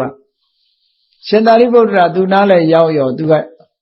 နေရာသူနဲ့တူတူထိုင်ခိုင်းတယ်နေရာထက်ဝက်ပေးပြီးတော့ထိုင်ခိုင်းတော့ရှင်သာရိပုတ္တရာကမထိုင်ဘူးတင့်တော်တဲ့နေရာတနေရာမှာထိုင်တယ်ရှင်မောဂလန်ကလည်းတင့်တော်တဲ့နေရာမှာထိုင်တယ်ယဟန်တွေကိုပြောတယ်တရားဟောတယ်ရှင်သာရိပုတ္တရာရှင်မောဂလန်တို့ပါတယ်ပရိသတ်ထဲမှာတရားတွေဟောပြီးတဲ့အခါကျတော့မြတ်စွာဘုရားလှုပ်တယ်လို့ပဲကဲမအိတ်ချင်ကြသေးဘူးတန်ဃာတွေကငါတော့ကြောအောင်နေပြီခဏနားခြင်းနဲ့အိတ်ဆက်ခြင်းနဲ့သာရိပုတ္တရာတို့မောဂလန်တို့ဆက်ဟောလိုက်ကြသူကနေပြီးတော့အဲ့ဒါလိုလှုပ်ပြီးတော့သင်္ကန်းကြီးကို၄ခေါက်ခောက်ပြီးတော့ဒီခရိုင်းအိတ်တဲ့အိယာပေါ်မှာသွားပြီးတော့အိတ်လိုက်တာမကြခင်မဲ့အိပ်ပျော်သွားတယ်အဲ့ဒီအချိန်မှာရှင်သာရိပုတ္တရာကဘာလုပ်လဲဆိုရင်ယဟန်ရဲ့စိတ်ကိုသိတဲ့အာဒေသနာပါဠိဟာရိယဆုံးမသွန်သင်မှုပြုတဲ့အနုတာသနိပါဠိဟာရိယဆိုတဲ့အစွမ်းတတိနှမျိုးကိုအသုံးချပြီးတော့ယဟန်တွေကိုတရားဟောတယ်ရှင်မောဂလန်ကအိဋ္ဌိပါဠိဟာရိယဆိုတဲ့တကူအမျိုးမျိုးပြပြီးတော့အနုတာသနိပါဠိဟာရိယလို့ဆိုတဲ့ဆုံးမစကားတွေကိုပြောကြတယ်ဒီနှစ်ပါးရှင်သာရိပုတ္တရာကသူတို့ရဲ့စိတ်နေစိတ်ထားတွေကိုကြည့်ပြီးတော့ဆုံးမစကားပြောကြတယ်ရှင်မောဂလန်ကတကူပြပြီးဆုံးမစကားကိုပြောကြတဲ့အခါအဲ့ဒီနားမလဲတဲ့ကိုတော်တွေဟာနားလဲပြီးတော့ကျွတ်တရားရသွားကြကျွတ်တရားလည်းရရောဟိုကအိတ်ကောင်းတော့မှရှိသေးတယ်အဲ့တော့ဒေဝရရဲ့လှုပ်ချက်တွေကမှားနေတယ်ဆိုတာကိုပြပြီးတော့ရှင်သာရိပုတ္တရာရှင်မောဂလန်တို့ကဲတို့ရစီပြန်ကြမယ်အမှန်ကန်သိကြရပြီဆိုတော့ကိုတော်တို့သိကြပြီတို့နဲ့တူတူပြန်ကြမယ်လို့ဆိုပြီးတော့ကောင်းကင်ယံကနေတက်ပြီးတော့ယဟန်900ခြံရံပြီးတော့မြတ်စွာဘုရားစီပြန်သွားကြဒေဝရကတခေါခေါနဲ့အိတ်နေတော့မှရှိသေးတယ်အချင်းအဲ့ဒီအချိန်မှာကောကာလိကထလာပြီးတော့ဒေဝရကိုသွားနှိုးတယ်သာရိပုတ္တရာမောဂလန်တို့ကိုမယုံမှနဲ့လို့ပြောရတဲ့နဲ့ဟိုမှာခေါ်သွားပြီးတပါးမှမချမ်းတော့ဘူးခေါ်သွားကုန်ပြီဆိုပြီးတော့ရင်ဘတ်ကိုဒူးနဲ့ဆောင်းတယ်တဲ့အထက်ကရာထဲမှာပါတာပါဠိတော်မှာတော့ဘာလုပ်တယ်လို့မပါပါဘူးအဲ့ဒီလိုခေါ်သွားပြီလို့ဆိုတော့ဘယ်သူပဲကြံတော့တော့ဆိုတော့သူနဲ့ကောကာလိကနဲ့သူ့အပေါင်းဖာ၄ပါးပဲကြံတော့တယ်အားလုံးဟာသူ့အရန်ကြီးက6ကပ်ပြီးတော့သွားတယ်သူတို့ဘယ်သူမှမပါတော့မရှိတော့အဲ့ဒီအချိန်မှာစိတ်ဓာတ်တွေကျသွားလူဆိုတာကိုလုပ်တဲ့လုပ်ငန်းတစ်ခုမအောင်မြင်ဘူးဆိုလို့ရှိရင်စိတ်နှလုံးဟာပူပန်တယ်လေအဲ့လိုပူပန်လာတဲ့စိတ်နှလုံးကြောင့်မို့လို့နှလုံးသွေးတွေကနှလုံးတွေတအားပူးလာတဲ့အခါမှာသွေးအန်တယ်ပေါ့ဒါမျိုးဖြစ်တတ်တယ်အဲ့တော့ဒေဝဒတ်ဟာအဲ့ဒီနေရာမှာ သွေးအံသွားတယ်စိတ်ဆင်းရဲမှုကြောင့်သွေးအံသူလုပ်တဲ့လုပ်ငန်းတွေကဒါအစွမ်းကုန်သူလုပ်လိုက်တာမအောင်တော့ဘူးမအောင်တော့အဆက်လဲရမယ်အဲ့ဒီမှာသွေးအံဝမ်းနဲ့ကြေကွဲပြီးသွေးအံသွားတော့အဲ့ဒီကနေစပြီးတော့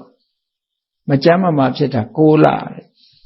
ခရာတိတမှာ6လတိတိမကြမ်းမမာဖြစ်မြတ်စွာဘုရားလည်းအဲ့ဒီယဟန်နေရောက်လာတာနဲ့နောက်ပိုင်းကျတော့တာဝတိပြည်စေတုံအကြောင်းဘက်ကိုကြွသွားတယ်ရာဇကြွဒေဝရကြီးကလည်းမကြမ်းမမာနဲ့6လတိုင်တိုင်လူမမာဖြစ်နေတော့နောက်ဆုံးချိန်မှာအားရအမတန်နဲလာပြီဆိုတော့သူ့စိတ်တွေကတွေးလာတယ်။ဩငါဟာဂေါရမဗုဒ္ဓကိုဆန့်ကျင်မဲ့လုပ်ခဲ့တာအရင်တော့ကသူဆန့်ကျင်တာမဟုတ်ဘူးလေမြတ်စွာဘုရားနဲ့နှစ်ပေါင်းများစွာအတူနေပြီးတော့မှသူဆန့်ကျင်တာမြတ်စွာဘုရားတက်တော်82နှစ်ကျော်မှ2နှစ်လောက်မှသူဆန့်ကျင်မဲ့လုပ်တာကိုအစာပိုင်းတော့ကသူဆန့်ကျင်တာမဟုတ်ဘူးအဲ့ဒီမှာတတိတံဝေကတွေရလာပြီးတော့ငါကသာဆန့်ကျင်နေတာငါပေါ်မှာတော့မေတ္တာမပြတ်ရှာဘူးပေါ့ငါဘာလုပ်လို့ငါ့ကိုမလုံးနဲ့လို့ပဲတားတယ်ပေါ့မဟုတ်တာတွေမလုံးနဲ့လို့ပဲပြောတယ်အဲ့တော့နောက်ဆုံးအချိန်ငါလည်းကျမ်းမာရေးမကောင်းတော့ဘူးဂေါရမဗုဒ္ဓကိုငါနောက်ဆုံးအချိန်တွေ့ချင်တယ်သူတပည့်တွေသူ့နားမှာရှိတဲ့ပုဂ္ဂိုလ်တွေအဖော်တွေကိုတိုင်ပင်တဲ့အခါကျတော့ကိုတော်ခုမှတော့လုံမနေနဲ့တလျှောက်လုံးရံဖြစ်နေပြီးတော့မှခုမှတော့သွားမတွေ့ချင်နဲ့လို့ပြောမဟုတ်ပါဘူးဖရာသူ့ပေါ်မှာအလုံးခွင့်လွတ်ပြီးသားပါသူတွေ့ချင်ပါပြောပါများတဲ့အခါကျတော့မြတ်စွာဘုရားကရာဇဂိုမှာမရှိတော့ဘူးတာဝတိရောက်နေတယ်အဲ့တော့ထန်းစင်နဲ့သူ့ကိုတည်သွားတာဝတိမြို့ရောက်တဲ့အခါကျတော့ဇေရဝံကျောင်းအနိနာကဇေရဝံရေကန်ကြီးနားလည်းရောက်ရောထမ်းလာတဲ့ကိုတော်တွေကမောပန်းတော့ခိတ္တခဏအဲ့ဒီထန်းစင်ကိုအောက်ချရေမိုးချိုးမယ်ဇေရဝံရေကန်ကြီးနားမှာရေချိုးကြမယ်မျက်နှာတစ်ကြမယ်လို့ခဏချတဲ့အချိန်မှာသူကလည်းပဲအဲ့ဒီရေကန်ကြီးနားမှာထန်းစင်ပေါ်ကနေပြီးတော့ခြေထောက်ကလေးနှစ်ဖက်တွဲလောင်းချတာမြေကြီးပေါ်အဲ့ဒီကနေစပြီးမြေမျိုးတဲ့ဇလန်းကဝင်လာတာနော်ခြေထောက်နှစ်ဖက်ကမြေထဲရောက်သွားပြီးတော့မြေကြီးကကွဲအက်လာပြီးတော့တဖြည်းဖြည်းမြေကြီးထဲမှာခြေထောက်တွေကဝင်သွားနောက်ဆုံးဟာဒေဝဒတ်ဟာအဲ့ဒီရေကန်ပေးမှာပဲဒီမြေမျိုးခြင်းကိုခံလိုက်ရတယ်အဲ့ဒီမြေမျိုးပြီဆိုတဲ့အချိန်ကျမှသူဘာလုပ်လဲလို့ဆိုနောင်တတွေရလာတယ်မြတ်စွာဘုရားကိုနောင်တတွေရလာပြီးတော့ဘုရားကိုနောက်ဆုံးအနေနဲ့သူရှ िख ိုးသွားတာဣမေဟိအဋ္ဌိဟိဓမ္မကပုဂ္ဂလာဒေဝတိဒေဝနရဓမ္မသာရထေသမန္တသက္ကုံတတ္တပုညလက္ခဏာပါဏိဟိဗုဒ္ဓံတရဏံဥပေမိလို့ဒေဝရတ်နောက်ဆုံးမြတ်စွာဘုရားကိုရှ िख ိုးပြီးတော့ကိုယ်ဝေယအဖြစ်စိကတ်သွားတာဒီဂါထာလေးနဲ့ဒီအဓိပ္ပာယ်လေးကိုဒေဝရတ်ဟာရွတ်ဆိုပြီးတော့ညီးတွားရင်းနဲ့မြေကြီးထဲမှာစုံမြုပ်ပြီးတော့သေဆုံးသွားတယ်ပေါ့ဒီလိုဆိုတာပေါ့နော်အဓိပ္ပာယ်ကဣမေဟိအဋ္ဌိဟိဟောဒီအယိုးတွေနဲ့ဒုက္ခနာကိုငါတဏ္ဍာမှာရှိတဲ့ဟောဒီအယိုးတွေနဲ့နောက်ဆုံးမှာအသက်စီဝိတကလည်းသေတော့မယ်အဲ့ဒီအယိုးတွေနဲ့ဒီနတ်တကာတို့တဲ့မြတ်တော်မူတဲ့ဆုံးမတိုက်တဲ့ပုဂ္ဂိုလ်ဆုံးမတော်မူတတ်တဲ့သဗ္ဗညုတဉာဏ်တော်ကြီးမျက်စိသဗ္ဗညုတဉာဏ်မျက်စိရှိတော်မူတဲ့ဘုံလက္ခဏာမျိုးစုံပါတဲ့ပုဂ္ဂိုလ်မြတ်ဖြစ်တဲ့အရှင်ဂေါရမမြတ်ဖရာကိုငါဟာစိကပ်ပါတယ်ဟောဒီမသေးသေးခင်လေးမှာဖရာကိုငါပြန်ပြီးတော့စိကပ်ပါတယ်ဆိုတဲ့စကားလေးကိုနှုတ်မြက်ပြီးတော့နောင်တရပြီးသေဆုံးသွားတယ်အဲ့ဒီနေရာလေးမှာမြတ်စွာဘုရားကသူ့ကိုသင်္ကန်းဝတ်ပေးလိုက်တာဟာ ဒီနောက်ဆုံးအချိန်လေးစိတ်ကောင်းလေးဝင်လာဖို့အတွက်မြတ်စွာဘုရားသင်္ကန်းဝတ်ပေးတာတဲ့လူဘဝနဲ့နေလဲပဲသူမဟုတ်တာလုပ်မှာပဲမဟုတ်ပါယဟန်ဘဝရောက်တော့လဲမဟုတ်တာလုပ်တာပဲမဟုတ်တာလုပ်တာချင်းတူတူလူဘဝနဲ့မဟုတ်တာလုပ်လို့ရှိရင်တဲ့အခုလို့နောက်ဆုံးတတိတံဝေကရတာမျိုးလူဘဝမှာဖြစ်မှာမဟုတ်ဘူးတဲ့ယဟန်ဝတ်တဲ့အခါမှာယဟန်တိတ်ခါနဲ့နောင်တဆိုတာပြန်ရလာပြီးတော့အခုလို့မြတ်စွာဘုရားပေါ်မှာဒီတော့စိတ်တော်ရပြောင်းပြီးတော့မြတ်စွာဘုရားပေါ်မှာကျေနပ်လက်ခံကိုယ်ဝေစိတ်ကမှုကိုပြုလုပ်တယ်ဒီအချက်ကိုကြည့်ပြီးတော့အခုလို့ကိုယ်ဝေစိတ်ကခြင်းဟာဘဝတန်တရားမှာနောင်သူဘဝကလွတ်မြောက်ရေးကောင်းမှုတစ်ခုကိုလှုပ်ဆောင်သွားနိုင်တဲ့အခွင့်အလမ်းတစ်ခုသူရစေတယ်ပေါ့ဟိုမနစ်ကစင်ကာပူသွားတဲ့အခါမှာစင်ကာပူမှာအသက်8နှစ်လောက်ရှိတဲ့ကလေးလေးတရုတ်ကလေးသူကမေးခွန်းလေးရေးလာတယ်အင်္ဂလိပ်လိုဗမာလိုကောင်းပြောတတ်ဘူးအဲ့ဒီကလေးလေးသူမိဘတွေကတော့မြန်မာပြည်ကသွားတာပဲလူမျိုးကတော့ Chinese ပေါ့အဲ့ဒီမှာသူကတော့ဗမာစကားကောင်းပြောတယ်သူကအဲ့ဒီမှာအင်္ဂလိပ်လိုရေးလာတယ်မြတ်စွာဘုရားကဒေဝဒတ်ကိုဘာကြောင့်သင်္ကန်းဝတ်ပေးရတာလဲဆိုမေးခွန်းလေးမေးတယ်နော်သူစာတွေဖတ်ပြီးတော့မြတ်စွာဘုရားဘာလို့ဒေဝဒတ်ကိုသင်္ကန်းဝတ်ပေးရတာလဲဆို Why the Buddha ordained Devadatta တဲ့သူမေးထားတယ်မေးခွန်းလေးအဲ့ဒီမှာအဖြေကတော့မြတ်စွာဘုရားဘာလို့သူ့ကိုသင်္ကန်းဝတ်ပေးတာတော့ဆိုသင်္ကန်းဝတ်ပေးခြင်းကြောင့်ပြန်လည်ရလာတဲ့အချိန်မှာလူပုဂ္ဂိုလ်တယောက်တတိယတာနဲ့မတူပဲနဲ့ကိုယ်ဘဝကိုလွတ်မြောက်ရေးအတွက်လုံနိုင်လောက်တဲ့လမ်းစာတစ်ခုထိအောင်ဖော်ထုတ်နိုင်လောက်အောင်စွမ်းရည်တတ္တိရှိတယ်ယဟန်ဘဝကအဲ့ဒါကြောင့်မို့လို့ဘဝနိတ္တရဏလို့ခေါ်တယ်ဘဝကထွက်မြောက်မှုအတွက်ကြိုးစားနိုင်ခွင့်ရလာအောင်လို့မြတ်စွာဘုရားကဒီအချက်ကလေးကိုမျှော်ကိုးပြီးတော့အခုလို့နောက်ဆုံးမှာအယိုးနဲ့အသက်နဲ့ဖျားကိုကိုယ်ွယ်စိတ်ကပ်ပါတယ်ဆိုတဲ့ဒီသူ့ရဲ့အမှားတွေကိုဝန်ချပြီးတော့နောက်ဆုံးဒီဖျားကိုရှ िख ိုးသွားတဲ့အဆင့်ကလေးအတွက်မြတ်စွာဘုရားသူ့ကိုသင်္ကန်းဝတ်ပေးတာတဲ့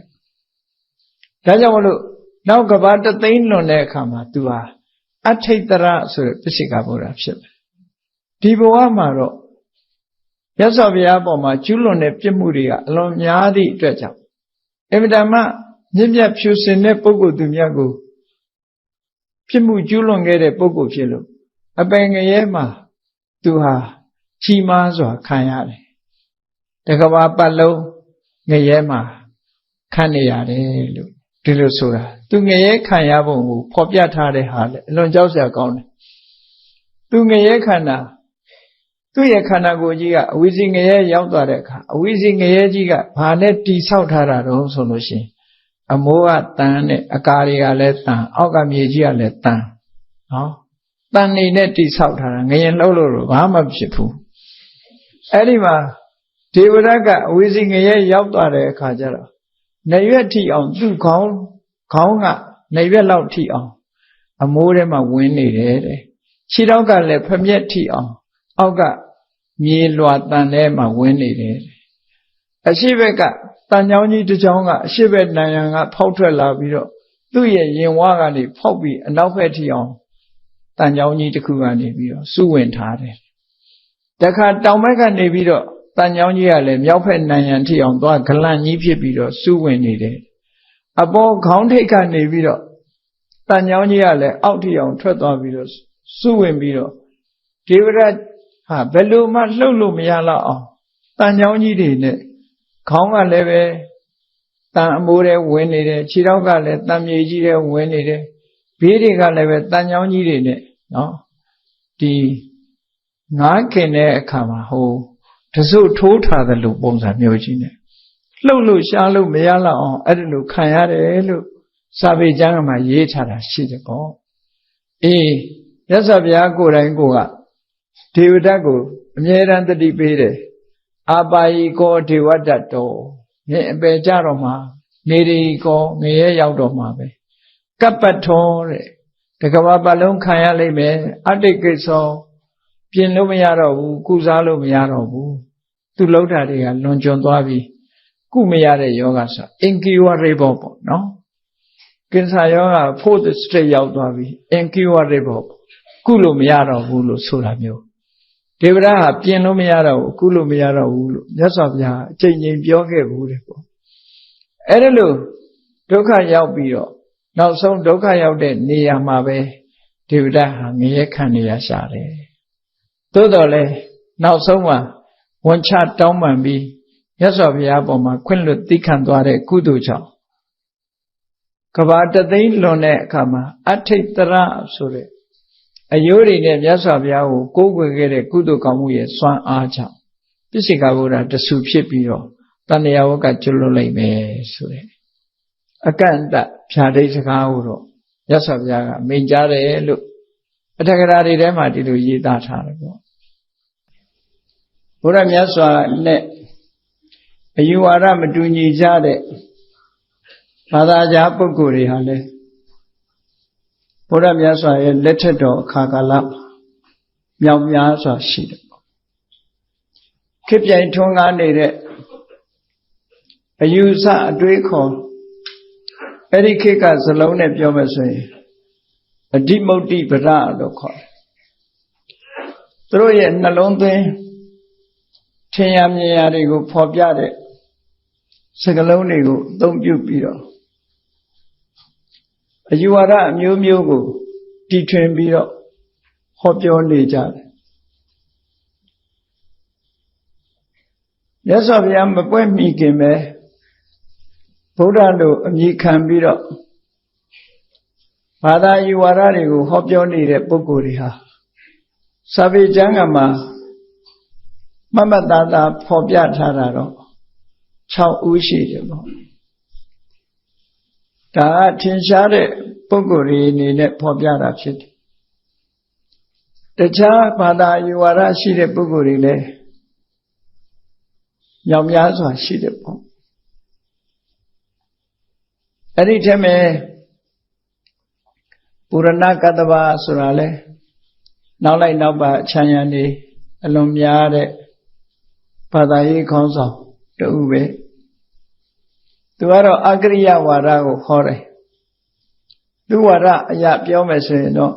ကုသိုလ်အကုသိုလ်ဆိုတာမရှိဘူးမရှိလို့လုပ်လို့မရဘူးလုပ်လေအကုသိုလ်ဆိုတာမဖြစ်ဘူးလုပ်လေကုသိုလ်ဆိုတာမဖြစ်ဘူးလို့ဒီဝါဒကိုဟောပြောတဲ့ပုဂ္ဂိုလ်ပေါ့နောက်တစ်ခုကတော့မက္ခလိဂောသလလို့ခေါ်တယ်သူကတော့တန္တာရတုဋ္ဌိဝါဒကိုခေါင်းတည်ပြီးတော့ဟောပြောတဲ့ပုဂ္ဂိုလ်လူမိုက်ပဲဖြစ်ဖြစ်ပညာရှိပဲဖြစ်ဖြစ်တနေ့ကြာလို့ရှိရင်ဘဝအဆုံးသတ်သွားမှာဒီကြားထဲမှာတဏှာဝကလွတ်ချင်လို့မရဘူးဘဝပေါင်း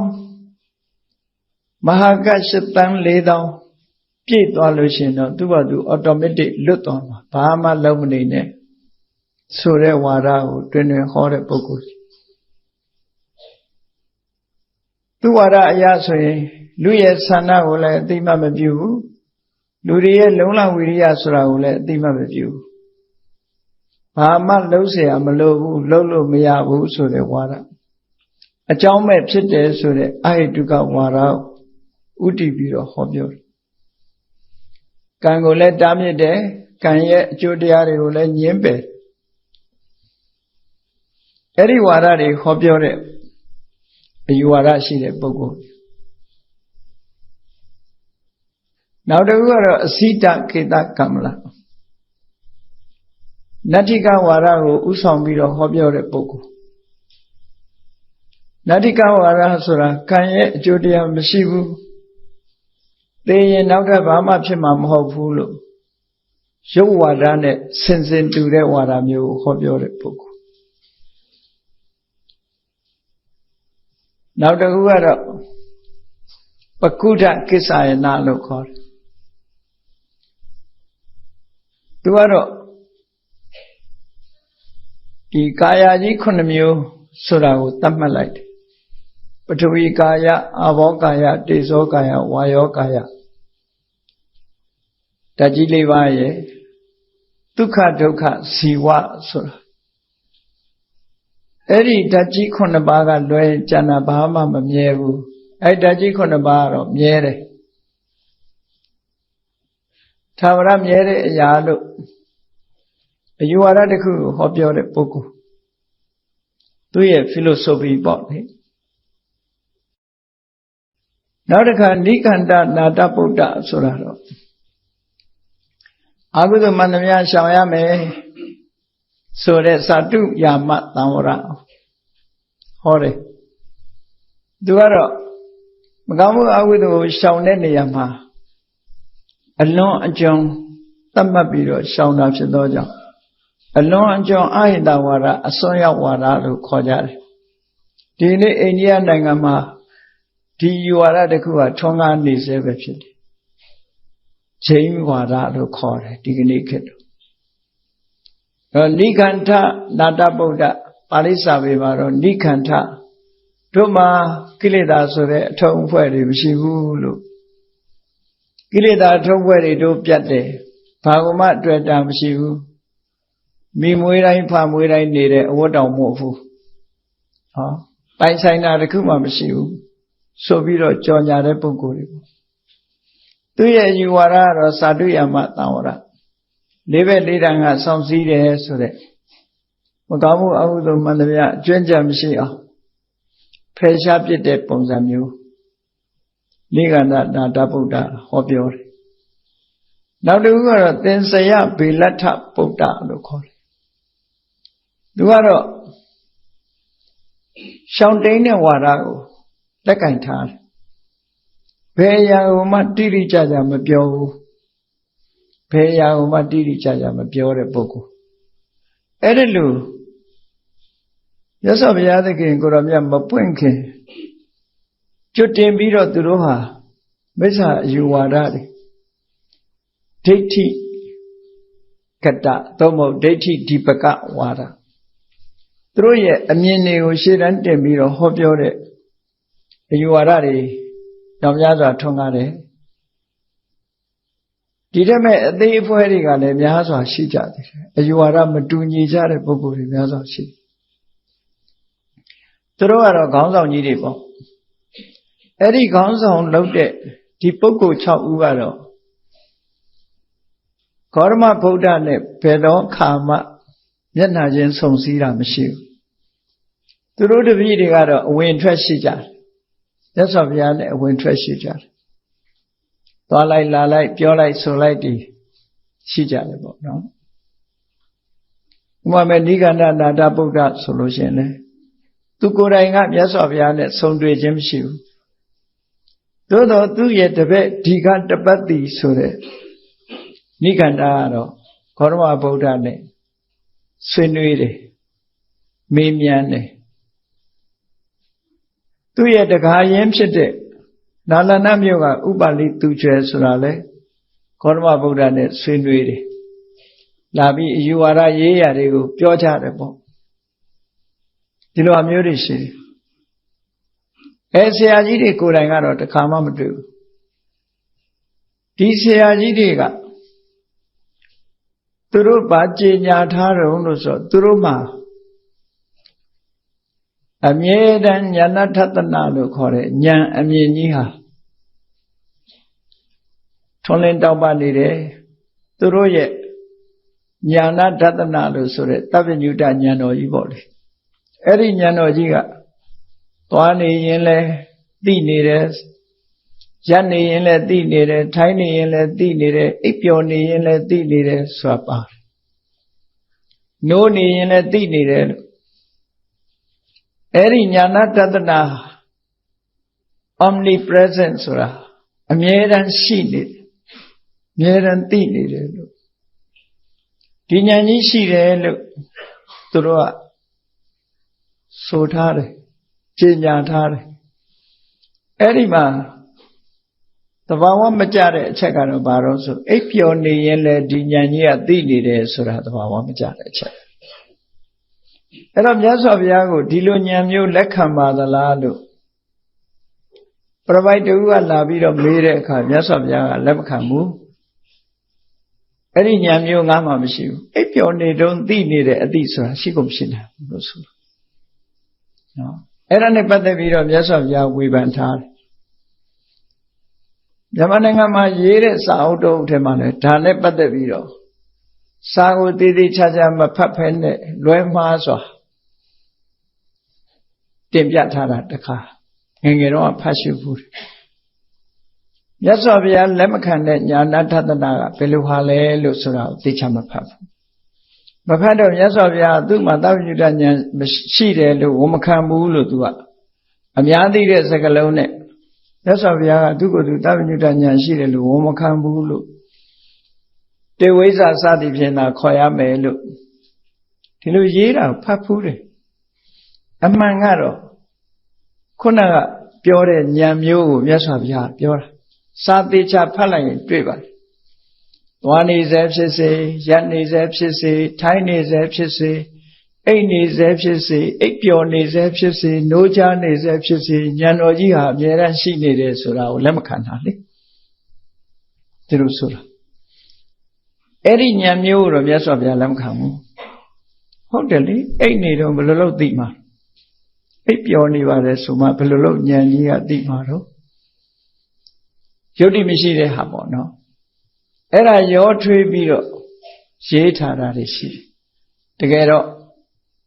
စာဖတ်တဲ့အခါမှာအသေးချာဖတ်ရစကားလုံးလေးတစ်လုံးကစာအသေးချာဖတ်ဖို့လို့အဲ့ဒါလိုရောထွေးပြီးတော့ရေးသားလို့မမယွင်းဖြစ်တာမျိုးတွေရှိသေးတယ်နောက်တစ်ခုကသုတ္တမယဉာဏ်နဲ့စိန္ဒမယဉာဏ်ဘာဝနာမယဉာဏ်ဆိုတဲ့ဉာဏ်သုံးမျိုးကိုဖော်ပြတဲ့အခါမှာသုတ္တစိန္ဒဘာဝနာဆိုတဲ့စကားလုံးလေးရဲ့အဓိပ္ပာယ်ရင်ယူပြီးတော့ဉာဏ်နာခြင်းဖြင့်သိတဲ့ဉာဏ်ကိုစိတ်သုတ္တမယဉာဏ်ကြံစီခြင်းဖြင့်သိတဲ့ဉာဏ်ကိုစိန္ဒမယဉာဏ်ဘာဝနာလို့အားထုတ်ပြီး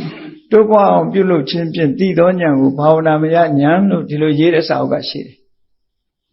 ရေးတဲ့စာအုပ်ကရှိတဲ့အခါကျတော့ဒီမှာမပြည့်မစုံဖြစ်သွားတာဘာလဲဆိုစိန္ဒမယနဲ့ပတ်သက်ပြီးမပြည့်မစုံဖြစ်တယ်သူတော်ဘာစီကကြားသိပြီးမှဖြစ်တဲ့ဉာဏ်ကသုတ္တမယဉာဏ်လုံးဝမကြားဘူးပဲနဲ့ကိုယ်ပိုင်အတွေးခေါ်နဲ့သိတာမှစိန္ဒမယဉာဏ်လို့ဆိုမကြားဘူးပဲနဲ့ဆိုတဲ့စကားလုံးကိုထည့်မရေးတာနော်စာထဲမှာပရတောအတုတ္တဝါသူတော်ဘာထံကမကြားဘူးပဲကြံစီမှုတက်တက်နဲ့ဖြစ်တဲ့ဉာဏ်မျိုးကိုစိန္ဒမယဉာဏ်လို့ခေါ်တယ်စာအုပ်ဖိုင်ရဖြစ်စေသူတော်ဘာစီကကြားဘူးလို့ဖြစ်စေတွေးတာကြံတာတွေကစိန္ဒမယမဟုတ်ဘူးသုတ္တမယအောက်ရောက်သွားတယ်ဘယ်သူပဲဖြစ်ဖြစ်ကြားဘူးတဲ့ပုံမှာအခြေခံပြီးတွေးရင်သုတ္တမယပဲဖြစ်တယ်စိန္ဒမယဆိုတာဝိပဿနာဉာဏ်နဲ့ပတ်သက်လာတဲ့စိန္ဒမယဉာဏ်နော်တရားဓမ္မနဲ့ပတ်သက်တဲ့စိန္ဒမယဉာဏ်ဟာသဗ္ဗညုဖရာအလောင်းနဲ့ပိစိကဗုဒ္ဓအလောင်းတကယ်ထက်တန်းကြတဲ့ပုဂ္ဂိုလ်နှစ်ဦးမှသာဖြစ်နိုင်တယ်လို့စာပေမှာဒီလိုဆိုတာအဲ့ဒီမှာရေးတဲ့အခါမှာစိန္ဒမယကိုဖော်ပြတဲ့အခါမှာသူတော်ဘာစီကလုံးဝမကြားဘူးပဲကိုယ်ပိုင်ဉာဏ်ဖြင့်ကြံစီသိတဲ့ဉာဏ်ကိုမှစိန္ဒမယဉာဏ်လို့ဒီလိုရေးရမှာပြည့်စုံ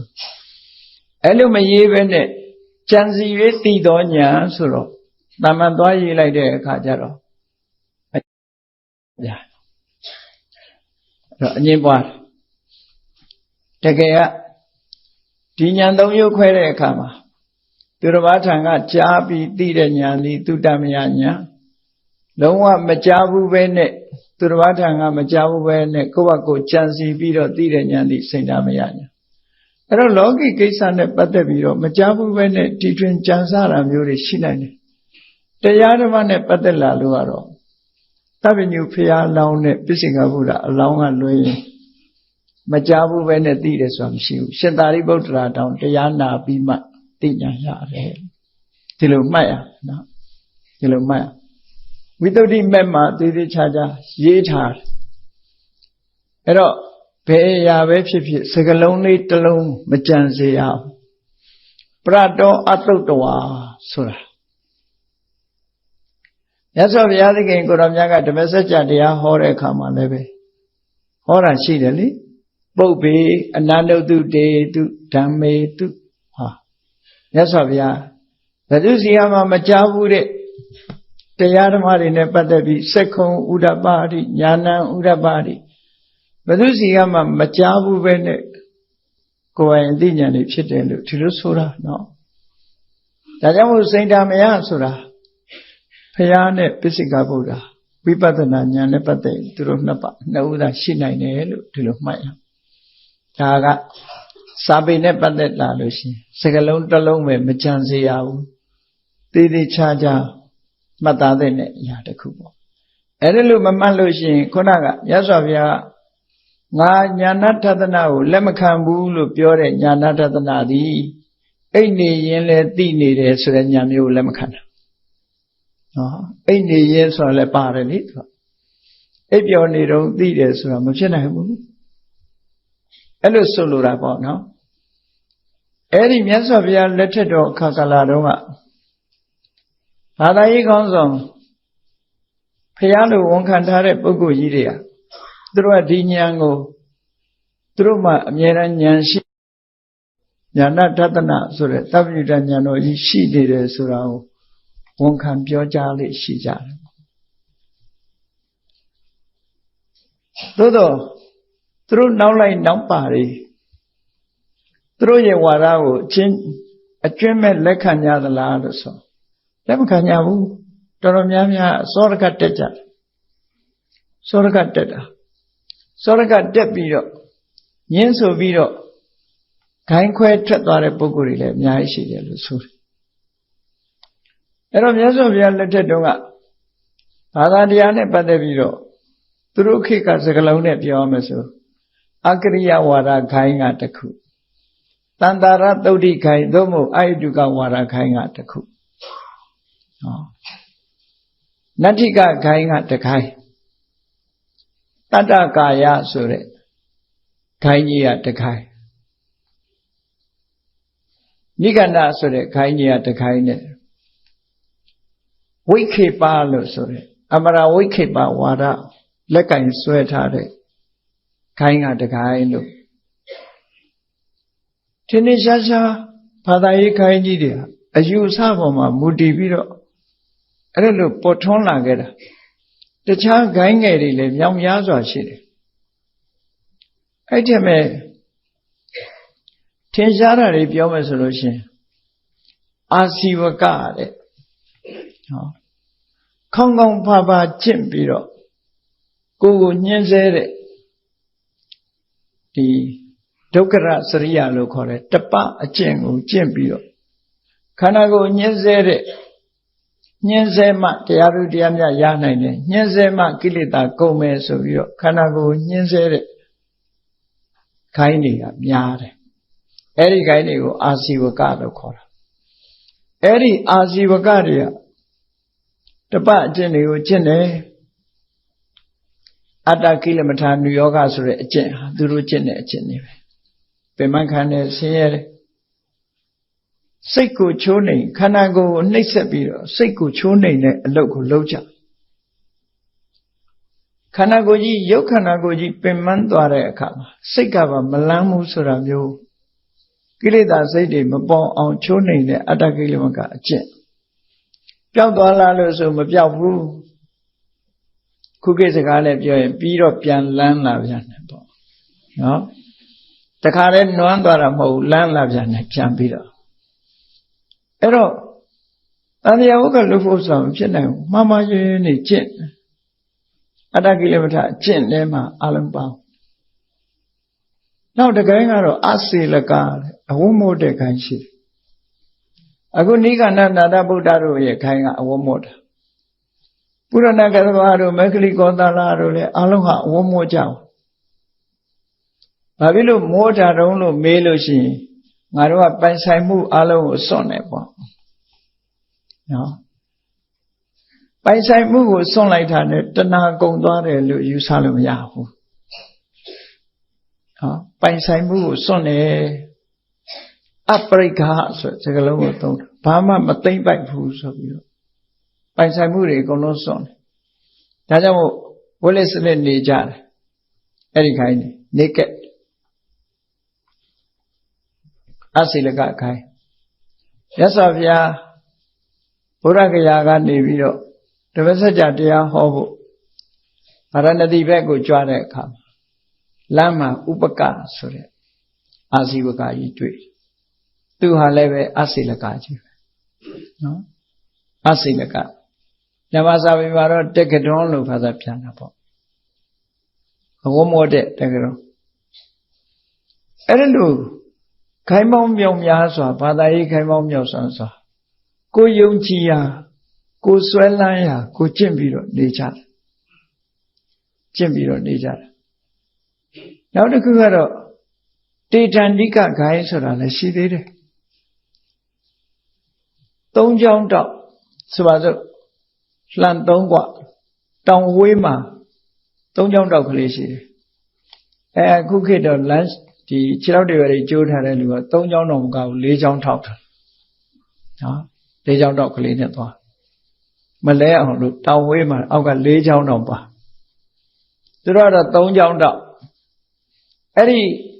သုံးချောင်းပါတဲ့ဒုတ်ကိုအမြဲတမ်းသူတို့ရဲ့သင်္ကေတအနေနဲ့ဆောင်းတဲ့ခိုင်းလည်းရှိတယ်နောက်တစ်ခိုင်းကတော့ပြိပ္ပါစကလို့ခေါ်တယ်ပြိပ္ပါစကဆိုတဲ့ခိုင်းတွေကမြန်မာလူကပြိပ္ပါစကကိုပြပိုက်လို့ပြန်တယ်မြန်မာစကားမှာပြပိုက်ကနှစ်ခုရှိတယ်ပုရပိုက်လို့ရေးတာတစ်ခုရှိတယ်ပြပိုက်လို့ရေးတာတစ်ခုရှိတယ်နော်စာပေနဲ့ပတ်သက်လာလို့ရှိရင်ပုရပိုက်ပြပိုက်စာပေပြပိုက်နော်အဲ့ဒါရေးပုံရေးနည်းတစ်မျိုးဒီပြိပ္ပါစကကိုပြပိုက်လို့ဆိုတာကြတော့ပြိပ္ပါစကအတိုင်းသူကဗတ်တချိုက်နှလုံးလုံးကြီးတင်တစ်ချောင်းငယ်နဲ့ဇာခွဲနဲ့တပ်ပြီးပြပိုက်လို့ရေးတာပြိပ္ပါစကဆိုလို့ရပေါ့နော်အဲ့တော့ပြပိုက်တွေကတူနဲ့တူအယူဝါဒလည်းမတူကြဘူးဘာသာဝါဒလည်းအလွန်များတယ်တယောက်နဲ့တယောက်လည်းအမှန်တမ်းညင်ဘာကြောင့်သူတို့ကိုပြိပ္ပါစကလို့ပြပိုက်လို့ခေါ်တယ်လဲလို့ဆိုရင်ပရိပဝန်းကျင်ထိုးထိုးအရတ်တို့ဘာစကဝစကလှည့်လည်သွားလာပြီးတော့ဘာသာရေးရာတရားဒီအယူဆရေးရာတွေကိုညှင်းခုန်ပြောကြားတဲ့ပုဂ္ဂိုလ်တွေလို့ဒီလိုဆိုလို့အငင်းတန်တယ်သူတို့ကအမေးတန်တယ်အငင်းတန်တယ်ဒုနဲ့ဒုမတည့်ဘူးအဲ့ဒီပြိပ္ပါစကဆိုတဲ့ပုဂ္ဂိုလ်တွေကအများကြီးပဲရှိတယ်ပြိပ္ပါစကတွေကအများကြီးရှိတယ်ရှင်သာရိပုတ္တရာနဲ့ရှင်မောက္ကလန်တို့တောင်ပထမဆုံးကပြိပ္ပါစကအဖွဲ့ထဲမှာပါတယ်ဘုရားစီမရောက်ခင်သူတို့ရှိဥစွာပြိပ္ပါစကအခိုင်းထဲမှာဝင်ရောက်ပြီးတော့တရားဓမ္မကိုကျင့်ကြတယ်အဲသူတို့ဆရာကြီးကသင်္စရလို့ခေါ်တယ်သင်္စရောပြိပ္ပါစကောလို့ဝိနည်းမဟာဝကပါဠိမှာအဲ့လိုဆိုတယ်ဒီကနေ့စာကြည့်ရင်နည်းနည်းခေါင်းထဲမှာတန်တရားတစ်ခုဖြစ်လာတယ်ဝင်လာသင်္စရဗေလဋ္ဌပုဒ္ဒါနဲ့သင်္စရ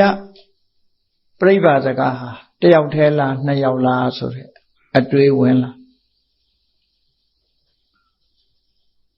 ဒါပညာဖလားတော့မှာသင်္စရောဗေလဋ္ဌပုဒ္ဒောလို့ဗေလဋ္ဌရဲ့သာသင်္စရလို့ဆိုတယ်ဝိနည်းမဟာဝါပါဠိတော်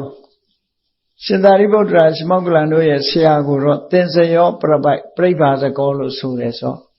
နှစ်ယောက်များဖြစ်နေမလားလို့တွေးเสียရှိတယ်ပေါ့ဟိုသင်္စရကြတော့ပြိပ္ပါစကလို့မဆိုဘူးဗေလဋ္ဌပုဒ္ဒါလို့ပြောတာသူကဗေလဋ္ဌရဲ့သားသို့မဟုတ်ဗေလဋ္ဌရဲ့သားတစ်ဖြစ်သူဆရာကြီးကဗေလဋ္ဌသို့မဟုတ်သူ့အဖေကဗေလဋ္ဌဗေလဋ္ဌရဲ့သားတစ်ဖြစ်ဖြစ်တဲ့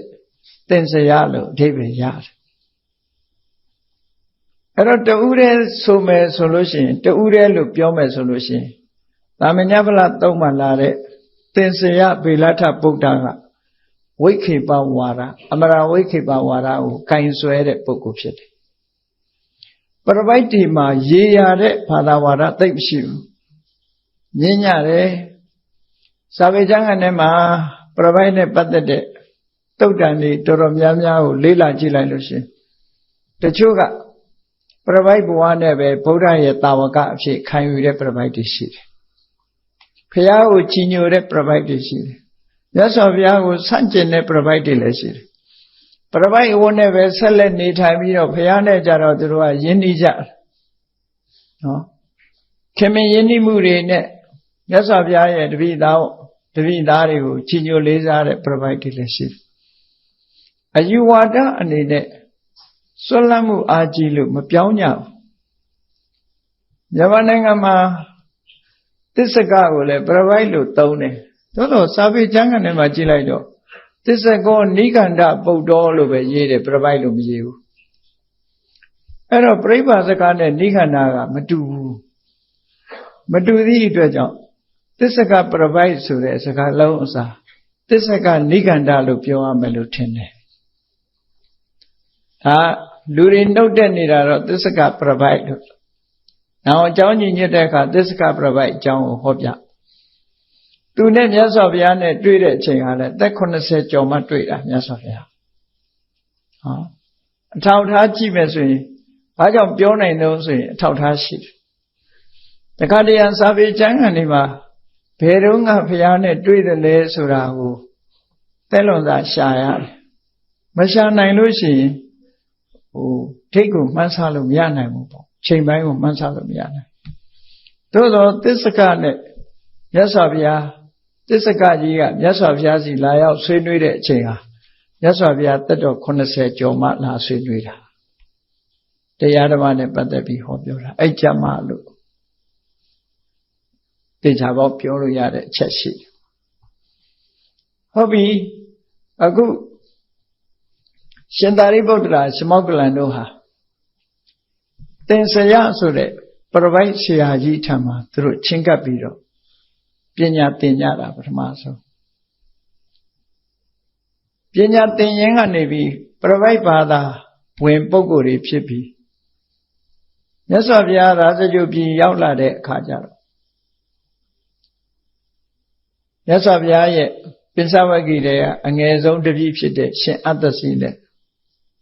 ရာဇဂုမြို့ရဲ့ဆွမ်းခံရအမှတ်မထွင်တွေ့လိုက်ရကနေပြီးတော့ရှင်သာရိပုတ္တရာကရှင်အတ္တစီကိုစူးစမ်းမေးမြန်းရကနေပြီးသစ္စာလေးပါးကိုကြားလိုက်တာအဲ့ဒီမှာသူဟာအသိဉာဏ်ပွင့်သွားပြီးတော့သောတာပန်ဖြစ်သွားပြီးဘုရားဘာသာပဲအခုပြောင်းတာသူကနေတဆင့်မောက္ကလနာဆိုတဲ့ပရပိုက်ကိုလည်းဒီလိုပြောတယ်အဲ့ဒီမှာမဟာဝေကပါဠိတော်မှာတော့တာရိပုတ္တောပြိဗာစကောမောက္ကလနောပြိဗာစကောလို့ဒီတိုင်းပဲတက်ရိုက်သုံးတယ်သို့တော်ဓမ္မပဒအထက်ကရာမှာတော့ဥပတိတ်သောပြိဗာစကောကောလိတောပြိဗာစကောလို့ငယ်နာမည်နဲ့သုံးထားတာကိုတွေ့ရပြန်တယ်ပေါ့နော်အဲ့ဒါလို့တွေ့တဲ့အခါမှာယမယံခါမထင်ရှားဘူးဆိုရင်ဒါတော့ထင်ရှားနေလို့သိရတယ်မထင်ရှားဘူးဆိုရင်2ယောက်လား1ယောက်လားဆိုတဲ့အတွေ့တွေဝင်လာနိုင်သေးတယ်ပေါ့နော်သို့တော့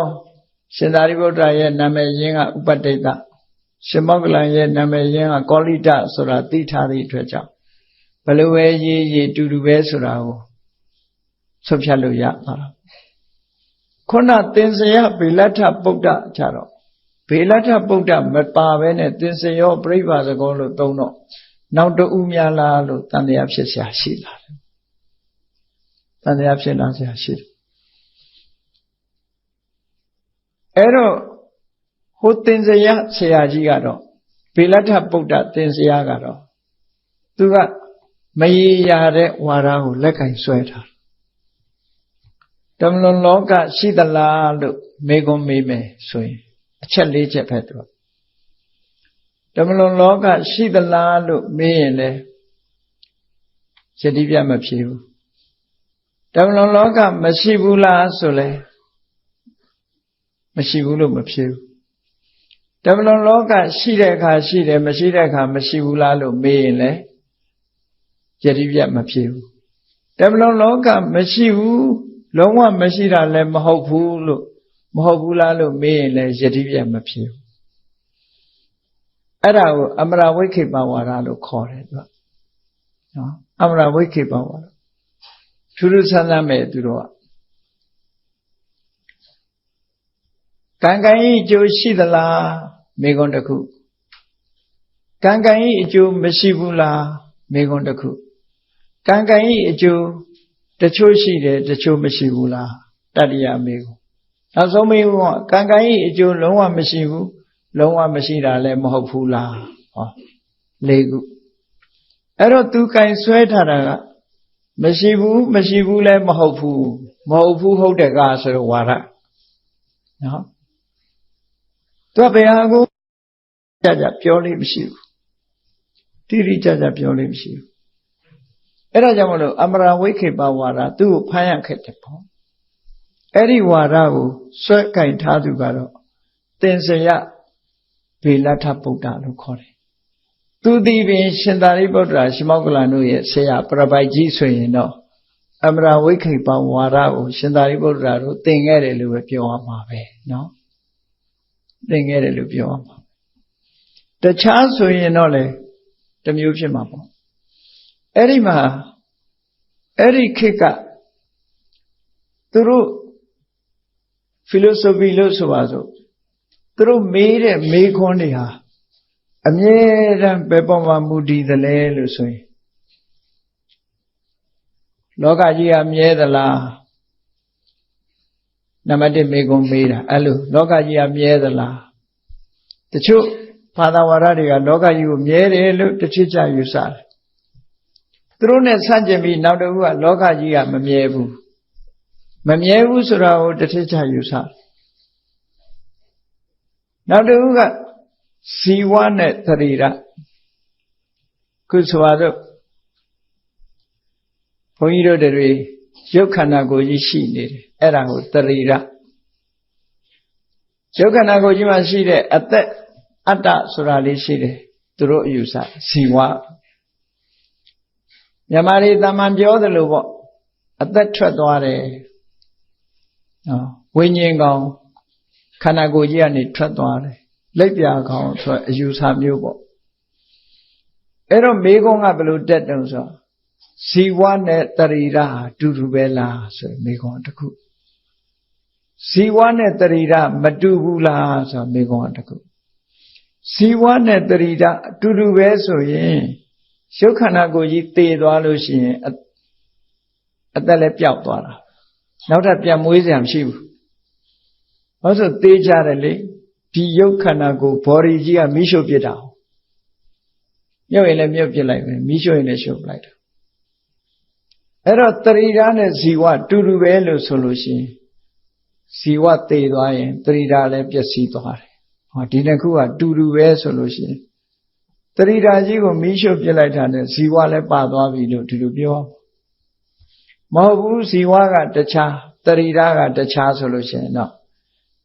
ဗမာတွေပြောသလိုအသက်ကလေးကထွက်သွားပြီးနောက်ဘဝသွားဝင်စားတယ်တရိဓာကြီးကတော့ဒီဘဝမိရှုခံလိုက်ရတို့မြုပ်နှံလိုက်တယ်ပြဖြစ်သွားတယ်အဲ့ဒါမတူဘူးဆိုအဲ့တော့တရိဓာနဲ့ဇီဝဟာမတူဘူးဆိုရင်တတ္တတဝါဒတရိဓာနဲ့ဇီဝဟာတူတူပဲဆိုရင်ဥစ္စေတဝါဒလို့ခေါ်တယ်ဥစ္စေတဝါဒကသိရင်ပြတ်သွားတယ်ပြတ်တာဟာအပြီးပြတ်တာဘယ်တော့မှပြန်မလာတဲ့စခန်းရောက်သွားတာလို့ဆိုလို့တတ္တဝါဒကြတော့ခန္ဓာကိုယ်ကြီးရုပ်ခန္ဓာကိုယ်ကြီးကကြံ့ရစ်ပေမဲ့လို့ဇီဝလေးကထွက်သွားပြီးတော့နောက်ဘဝနောက်ခန္ဓာတစ်ခုမှသွားရောက်တယ်ဒါလေးကတော့တဏှာထဲမှာဟိုဘဝကနေဒီဘဝဒီလိုကူးနေတာလို့ဆိုတတ္တဝါဒဒီလိုဖြစ်တယ်တော့အဲ့ဒီလိုဟာမျိုးတွေပဲသူတို့စိတ်ဝင်စားပြီးတော့မေးလေးရှိကြနောက်မေးတဲ့မေးခွန်းကတော့၄ချက်ရှုထောင့်၄ခုကနေမေးတာရှိတယ်ဟောတိတထာဂတောပရမရဏသိပြီးတဲ့နောက်မှာတတ္တဝါဟာဖြစ်သေးသလားဒီမေးခွန်းတစ်ခုနာဟောတိတထာဂတောပရမရဏသိတဲ့နောက်မှာတတ္တဝါဟာမဖြစ်ဘူးလားသိပြီးတဲ့နောက်ဖြစ်တယ်ဆိုရင်တတ္တဝါဒသိပြီးတဲ့နောက်မဖြစ်တော့ဘူးဆိုရင်ဥစ္စေတဝါဒတတ္တဝါဒနဲ့ဥစ္စေတဝါဒတကသိပြီးတဲ့နောက်တတ္တဝါသည်တချို့ဖြစ်တယ်တချို့မဖြစ်ဘူးဆိုလို့ရှိရင်ဧကိစ္စတတ္တဝါဒလို့ခေါ်တယ်တချို့မြဲတယ်တချို့ကမမြဲဘူး ဧကိစ္စတတ္တဝါဒဆိုတာဥစ္စေရတချံတတ္တတချံပေါ့ဒီလိုဆိုလိုတာပေါ့နော်ရောထွေးသွားတာနံပါတ်၄ကျတော့သေပြီးတဲ့နောက်တတ္တဝါသည်မဖြစ်ဘူးလုံးဝမဖြစ်တာလည်းမဟုတ်ဘူးဟောသူကြတော့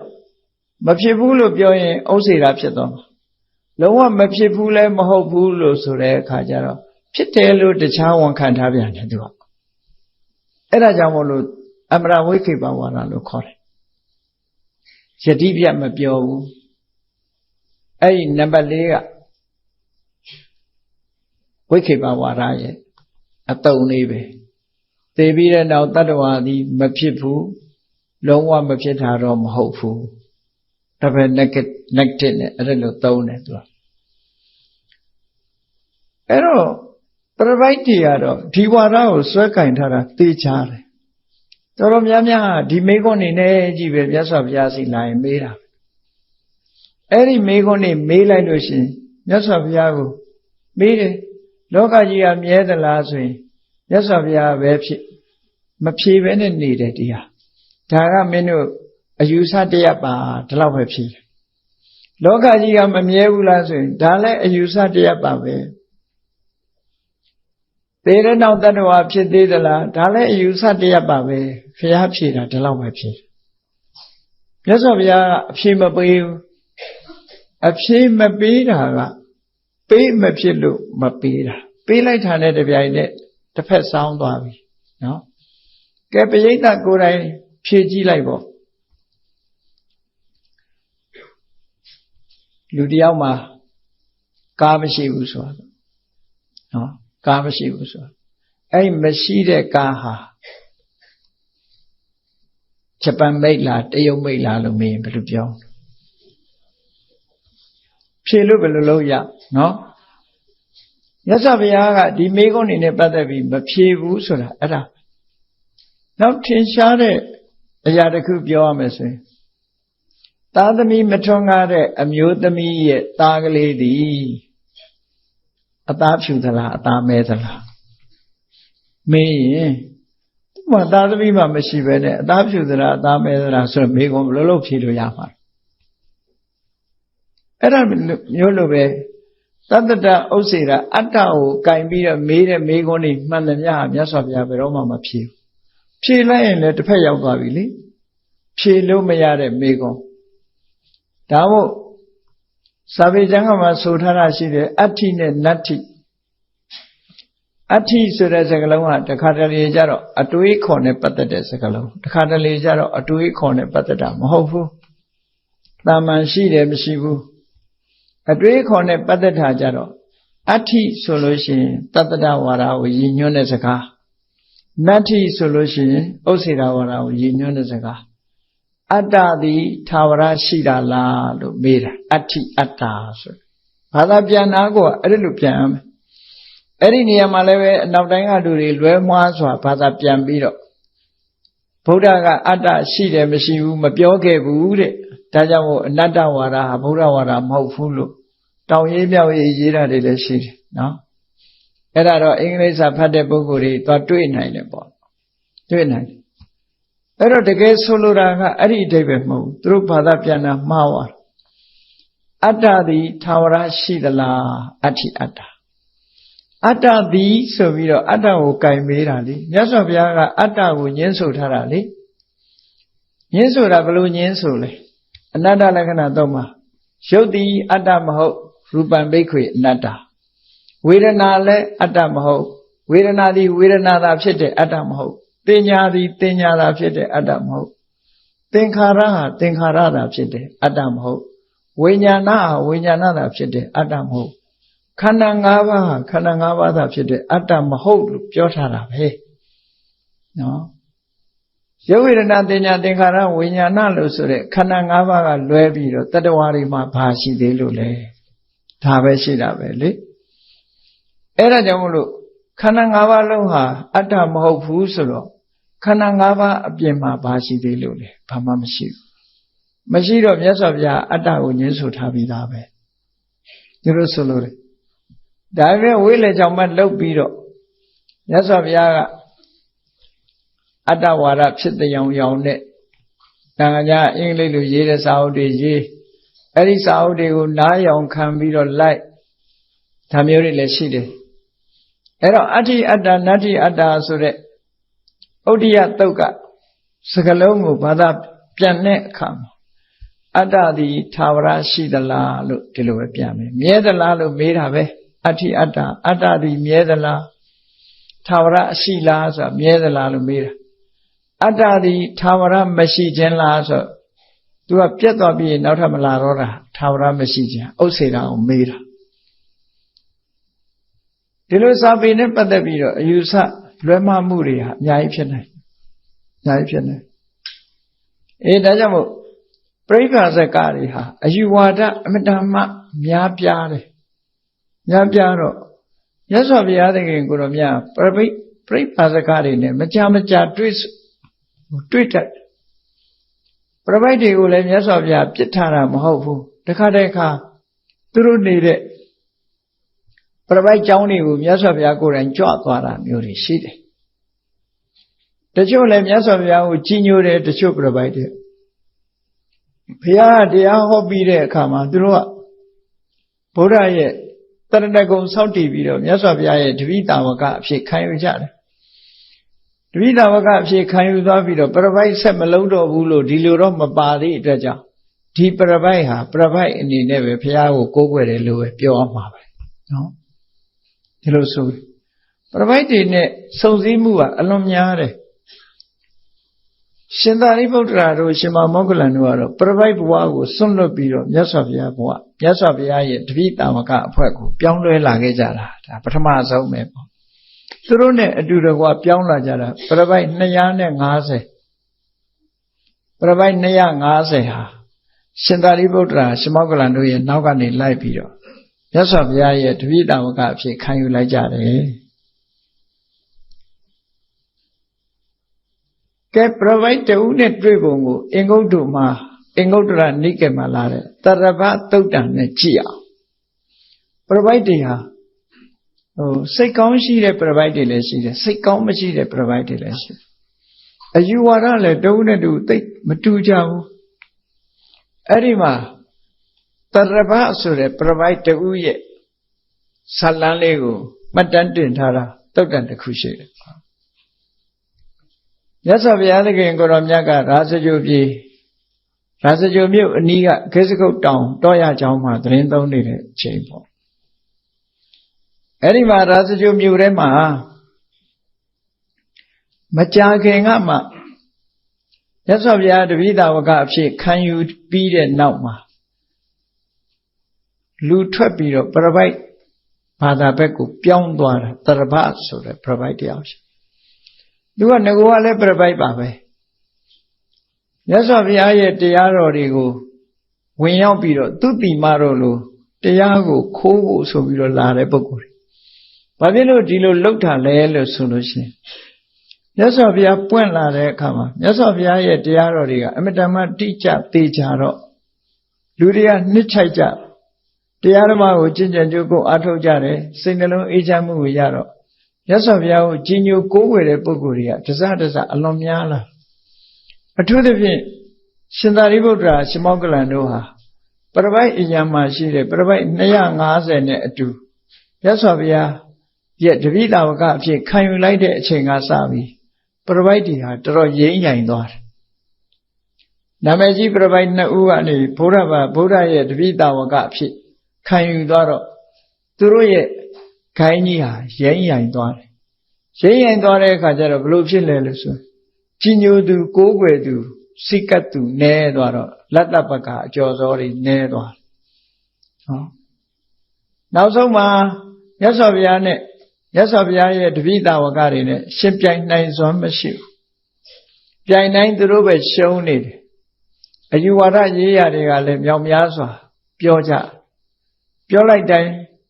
ရှင်ပြိုင်လိုက်တာနဲ့သူတို့ရဲ့အယူဝါဒတွေကရိမ့်ရိုင်သွားတာတွေများတယ်အဲ့တော့လူကြည်ညိုမှုလူကြိုက်မှုတွေနဲလာတယ်တဖြည်းဖြည်း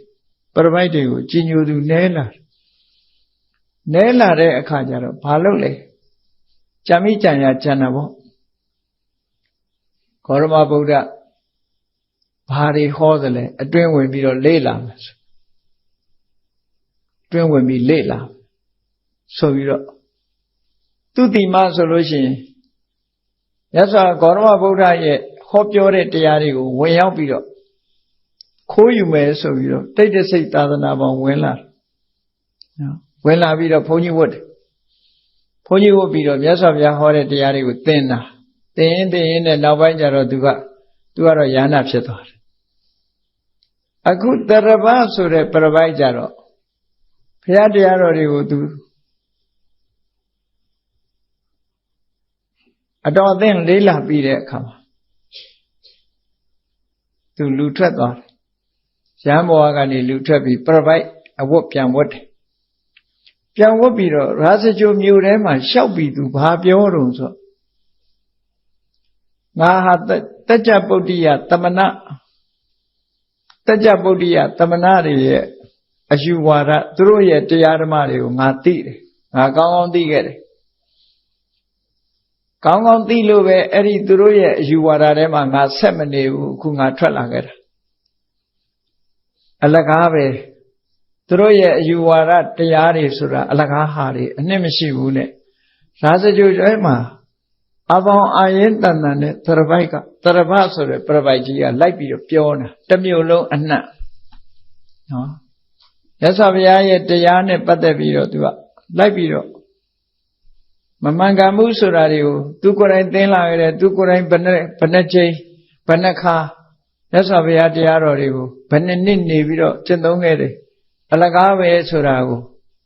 လူတွေထင်အောင်မြင်အောင်ဖြစ်အောင်လိုက်ပြီးတော့သူပြောတာအဲ့ဒါလို့ပြောတဲ့အခါကျတော့ခံရင်ယဟန်တော်တွေကကြားလာကြတယ်ကြားလာတော့ကြောင်းရောက်တဲ့အခါမြတ်စွာဘုရားကိုလျှောက်တယ်ရှင်ဘုရားတပည့်တော်တို့ဆွမ်းခံရင်တရပဆိုတဲ့ပြပိုက်က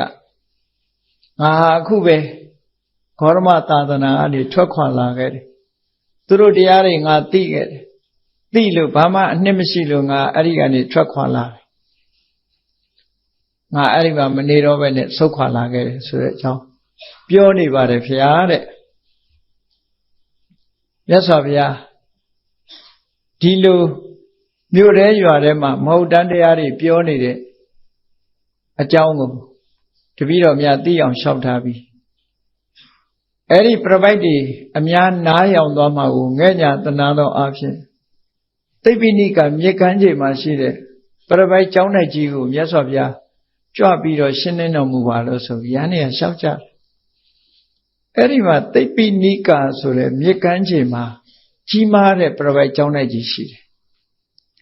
ပြပိုက်တွေမြောက်များစွာပြပိုက်တွေ3000လောက်အဲ့ဒီမှာနေထိုင်ကြတယ်နော်ပြပိုက်ကျောင်းတိုက်ကြီးအကြီးမားကြီးရှိတယ်အဲ့ဒီမှာ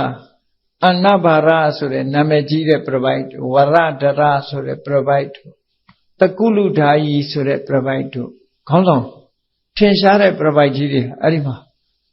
အယူဝါဒရေးရမှာထင်ရှားပြီးတော့ခေါင်းဆောင်လုပ်နေတဲ့ပြပိုက်ကြီးတွေနေကြအဲ့တော့တရပဆိုတဲ့ပြပိုက်ကလည်းအဲ့ဒီမှာနေတာဒါနဲ့မြတ်စွာဘုရားက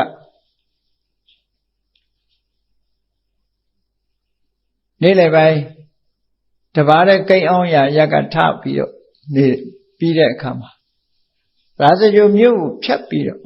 မြတ်စွာဘုရားမြို့ထဲကဖြတ်မှာဖြစ်သောကြောင့်သပိတ်သင်္ကန်းကိုယုံပြီးတော့သပိတ်လွယ်ပြီးတော့ရာဇဂိုမြို့ထဲကဖြတ်ပြီးအဲ့ဒီသိပ္ပိနိကမြေကမ်းမှာရှိတဲ့ပြပိုက်ကျောင်းတိုက်ကိုတပါးတဲ့ကြွသွားတယ်တပါးတဲ့ကြွသွားလိုက်ကြွသွားပြီးဟိုရောက်တဲ့အခါကျတော့တရပပြပိုက်ကနေသူဟာဂေါတမတပည့်ယဟန်ဖြစ်နေထိုင်ခဲ့တဲ့အတွေ့အကြုံတွေကိုရှင်းလင်းပွဲကြီးလုပ်နေတာထင်ပါတယ်နော်ပြောနေတာမြတ်စွာဘုရားလည်းလာရောသူက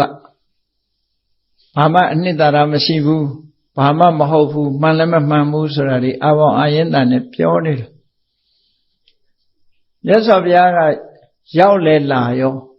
ခက်လန်းလန်းကမြင်တော့ပြပိုက်တရားဟိုမှာလားနေပြီဆိုမြတ်စွာဘုရားလာလို့ရှင်တော့ယဉ်ကျေးမှုရသူတို့ကြိုးဆိုကြ ကျိုးစိုးပြီးနေရာထိုင်ခင်းပေးတယ်အဲ့တော့မြတ်စွာဘုရားကကြွလာပြီးတော့သူ့အတွက်ခင်းထားတဲ့နေရာမှာထိုင်ပြီးတော့မဆိုင်မတော့ပဲမြတ်စွာဘုရားကဘာစကားပြောနေကြတာတော့မေးရင်ကနေတရဝပရပိုက်ကြီးပြောနေတာကိုပြောတော့မြတ်စွာဘုရားသူ့ကိုဖိတ်ခေါ်တယ်အေးသမဏတကြဗုဒ္ဓရာရဲ့တရားကိုသိတယ်ဆိုတာမင်းဘယ်လိုသိတာလဲပြောပြပါငါ့ကိုပြောပြစမ်းပါဘာတွေသိလာခဲ့မင်းသိတာတွေမပြည့်စုံသေးရင်ငါဖြည့်ပေးမယ်နော်မပြည့်စုံသေးဘူးဆိုရင်ငါဖြည့်ပေးမယ်ပြည့်စုံတယ်ဆိုရင်ငါကမှန်ကန်တယ်ဆိုတာငါ confirm လုပ်မှာပေါ့ပြောပါအဲ့ကြတော့ခေါင်းကြီးငုံပြောမြတ်စွာဘုရားထပ်မေးတယ်ပြောပါလေဘယ်ခုပဲပြောနေတာငါသိလို့ထွက်လာတယ်ဆိုဘာတွေသိဘယ်လိုသိတာဘယ်တရားတွေမင်းသိခဲ့တာတော့ပြောပြပါဘယ်ချက်တွေသိသုံးချိန်တိုင်မြတ်စွာဘုရားကသိရင်ပြောပါမပြည့်စုံသေးရင်သူဖြည့်ပေးပါမယ်ပြည့်စုံလို့ရှိရင်လည်းငါ confirm လုပ်ပါမယ်လို့အတည်ပြုပေးမယ်လို့ပြောတာတရဝပရပိုက်ကြီးကခုနတော့ကတော့အာပေါင်းအာရင်တန်တာမြတ်စွာဘုရားရှေ့လဲရောက်ရောခေါင်းကြီးငုံပြီးဘာတစ်ခုမှပြန်မပြောရင်နော်သိတယ်ဆိုရင်မြတ်စွာဘုရားမေးလိုက်သူဒုက္ခရောက်တော့မှာဟုတ်အဲ့ဒါကြောင့်မလို့လုံးဝပြန်မပြောရတဲ့ခေါင်းငုံနေတဲ့အချိန်မှာမြတ်စွာဘုရားခုခေတ်စကားနဲ့ပြောရင် challenge လုပ်တာပေါ့နော် challenge လုပ်တယ်အချက်၃ချက်နဲ့ပတ်သက်ပြီးတော့ provide တွေကို challenge လုပ်တယ်စိန်ခေါ်တော့ပေါ့နော်ခုခေတ်စကားနဲ့ဆိုဘုရားစိန်ခေါ်တယ်ဆိုပြီးတော့ကြတော့ဟိုလိုလည်းမထင်ညာနဲ့မြတ်စွာဘုရားကဖိတ်ခေါ်တယ်မြတ်စွာဘုရားဟာမောက်မပြောတာမျိုးမဟုတ်ဘူးကရုဏာနဲ့မြတ်စွာဘုရားအကျဉ်းနာတရားနဲ့မမှားအောင်အကျဉ်းနာတရားနဲ့မြတ်စွာဘုရားဖိတ်ခေါ်တယ်ဘယ်လိုဖိတ်ခေါ်လဲလို့ဆိုဒီတရားတွေကိုငါကိုယ်ပိုင်ဉာဏ်နဲ့သိတယ်လို့ပြောထားတဲ့အထက်ပဲဘယ်ဟာဖြင့်အရှင်ဘုရားမသိပါဘူးလို့ထောက်ပြနိုင်မလားထောက်ပြနိုင်ရင်ထောက်ပြနော်ထောက်ပြနိုင်ရင်ထောက်ပြအကယ်၍ငါမသိဘူးဆိုရင်ငါဝန်ခံမယ်ထောက်ပြနိုင်ရင်ထောက်ပြဒီအချက်နဲ့ပတ်သက်လည်းပဲငါ့ကိုထောက်ပြနိုင်မဲ့ပုဂ္ဂိုလ်မရှိပါဘူးတဲ့ဘယ်တရားဖြင့်အရှင်ဘုရားမသိသေးပါဘူးဆိုတာကိုထောက်ပြနိုင်စွာဘယ်သူမှမရှိဘူးနောက်တစ်ခါဒုတိယအချက်နဲ့ငါရဲ့တဏ္ဍမှာဒီအာသဝတရားတွေဟာကုန်ပြီးသားဖြစ်တယ်အဲ့ဒီလိုကုန်ပြီးသားဖြစ်တယ်လို့ငါဝန်ခံပြီးတော့ကြေညာထားတာအရှင်ဘုရားတဏ္ဍမှာဒီအာသဝတွေဖြင့်ကျမ်းနေပါသေးတယ်လို့ထောက်ပြနိုင်တဲ့ပုဂ္ဂိုလ်ရှိလားရှိရင်ထောက်ပြဆိုတော့လေဘယ်သူမှမထောက်ပြနိုင်အဲ့ဒီလိုထောက်ပြနိုင်စွာရှိတဲ့ပုဂ္ဂိုလ်လေလုံးဝမရှိဘူးမြတ်စွာဘုရားရဲဝံ့ပဲပြောလိုက်တယ်နောက်တစ်ချက်ကတော့ဒါလုံးမဲ့ဒီအကျင့်ကျင့်မယ်ဆိုရင်ဒီအကျိုးကိုသေချာပေါက်ဟောဒီတရားကထုတ်ဆောင်လိုက်ဥပမာမဲ့ဆိုတော့မေတ္တာဘာဝနာပွားရင်မေတ္တာဘာဝေတ္တဘာဒေါသတပါဟနာယမေတ္တာပွားလို့ရှင်ဒေါသပျောက်တယ်အေးမေတ္တာပွားရတဲ့နဲ့ဒေါသမပျောက်ဘူးငါပြောတဲ့စနစ်တကျပွားရတဲ့နဲ့ဒေါသမပျောက်ဘူးဒီအလုပ်ကနော်မေတ္တာပွားပါရဲ့တဲ့နဲ့ဒေါသမပျောက်ဘူးဆိုရင်အလုံးမဖြစ်ဘူးလို့ထောက်ပြနိုင်လား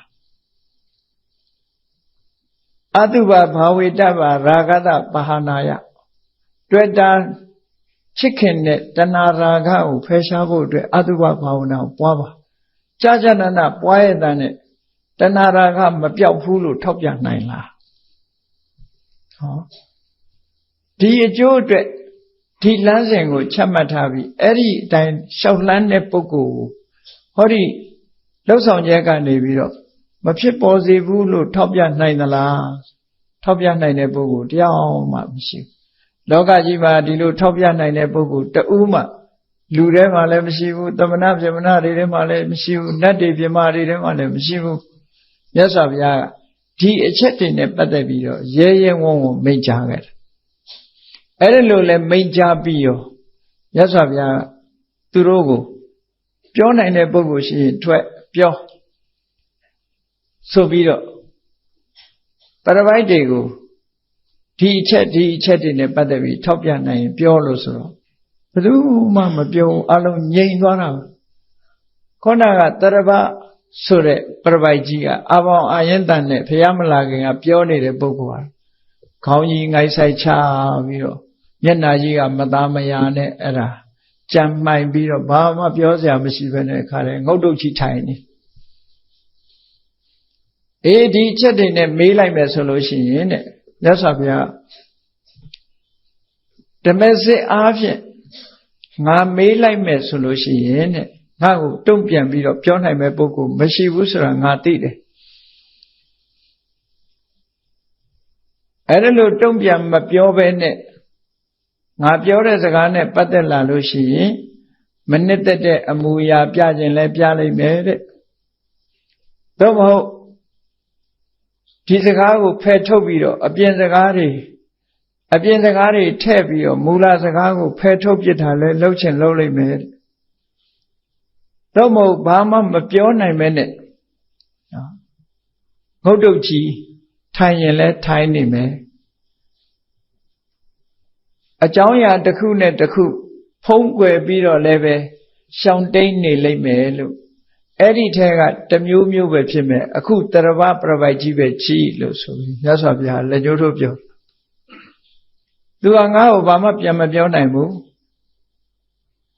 ဆိုပြီးတော့မြတ်စွာဘုရားကတစ်ခုချင်းရှင်းလင်းပြောပြပြီးကောင်းကင်ယံကပြန်ကြွသွားလိုက်တာအဲ့မှာပရပိုက်တွေကိုပြောပြီးပြန်ကြွမြတ်စွာဘုရားလည်းကြွသွားရော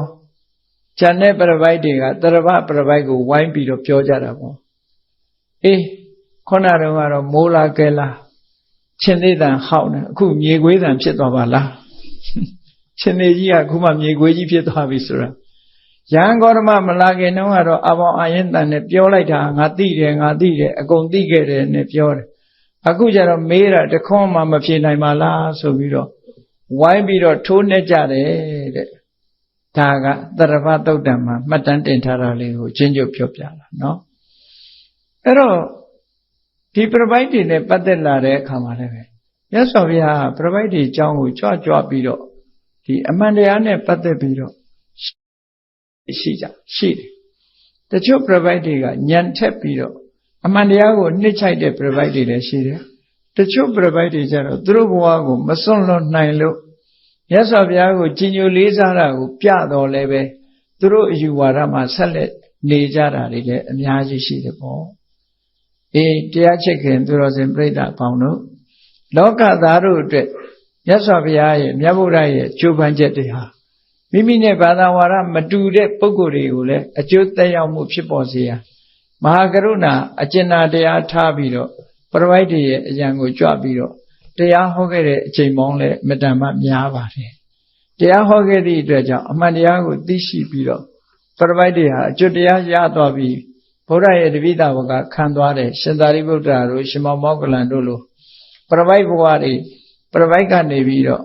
ယဟန်ဘဝကူးပြောင်းလာတဲ့ပုဂ္ဂိုလ်တွေလည်းများစွာရှိတယ်ဆိုတာသိရတယ်ပေါ့ဒါကြောင့်မြတ်ဗုဒ္ဓရဲ့လောကသားတို့အတွက်ကြိုးပမ်းအထောက်မှုဟာဖြင့်အများအတွက်ကောင်းကျိုးချမ်းသာတွေအများကြီးဖြစ်စေနိုင်တယ်ဆိုတာကိုသိရှိကြည်ညိုကြရပြီး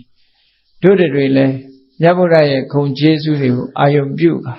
ဗုဒ္ဓနုဒတိဘာဝနာပွားများအားထုတ်ရမှာဖြစ်တယ်လို့ကိုယ်စီနှလုံးသွင်းပြီးတော့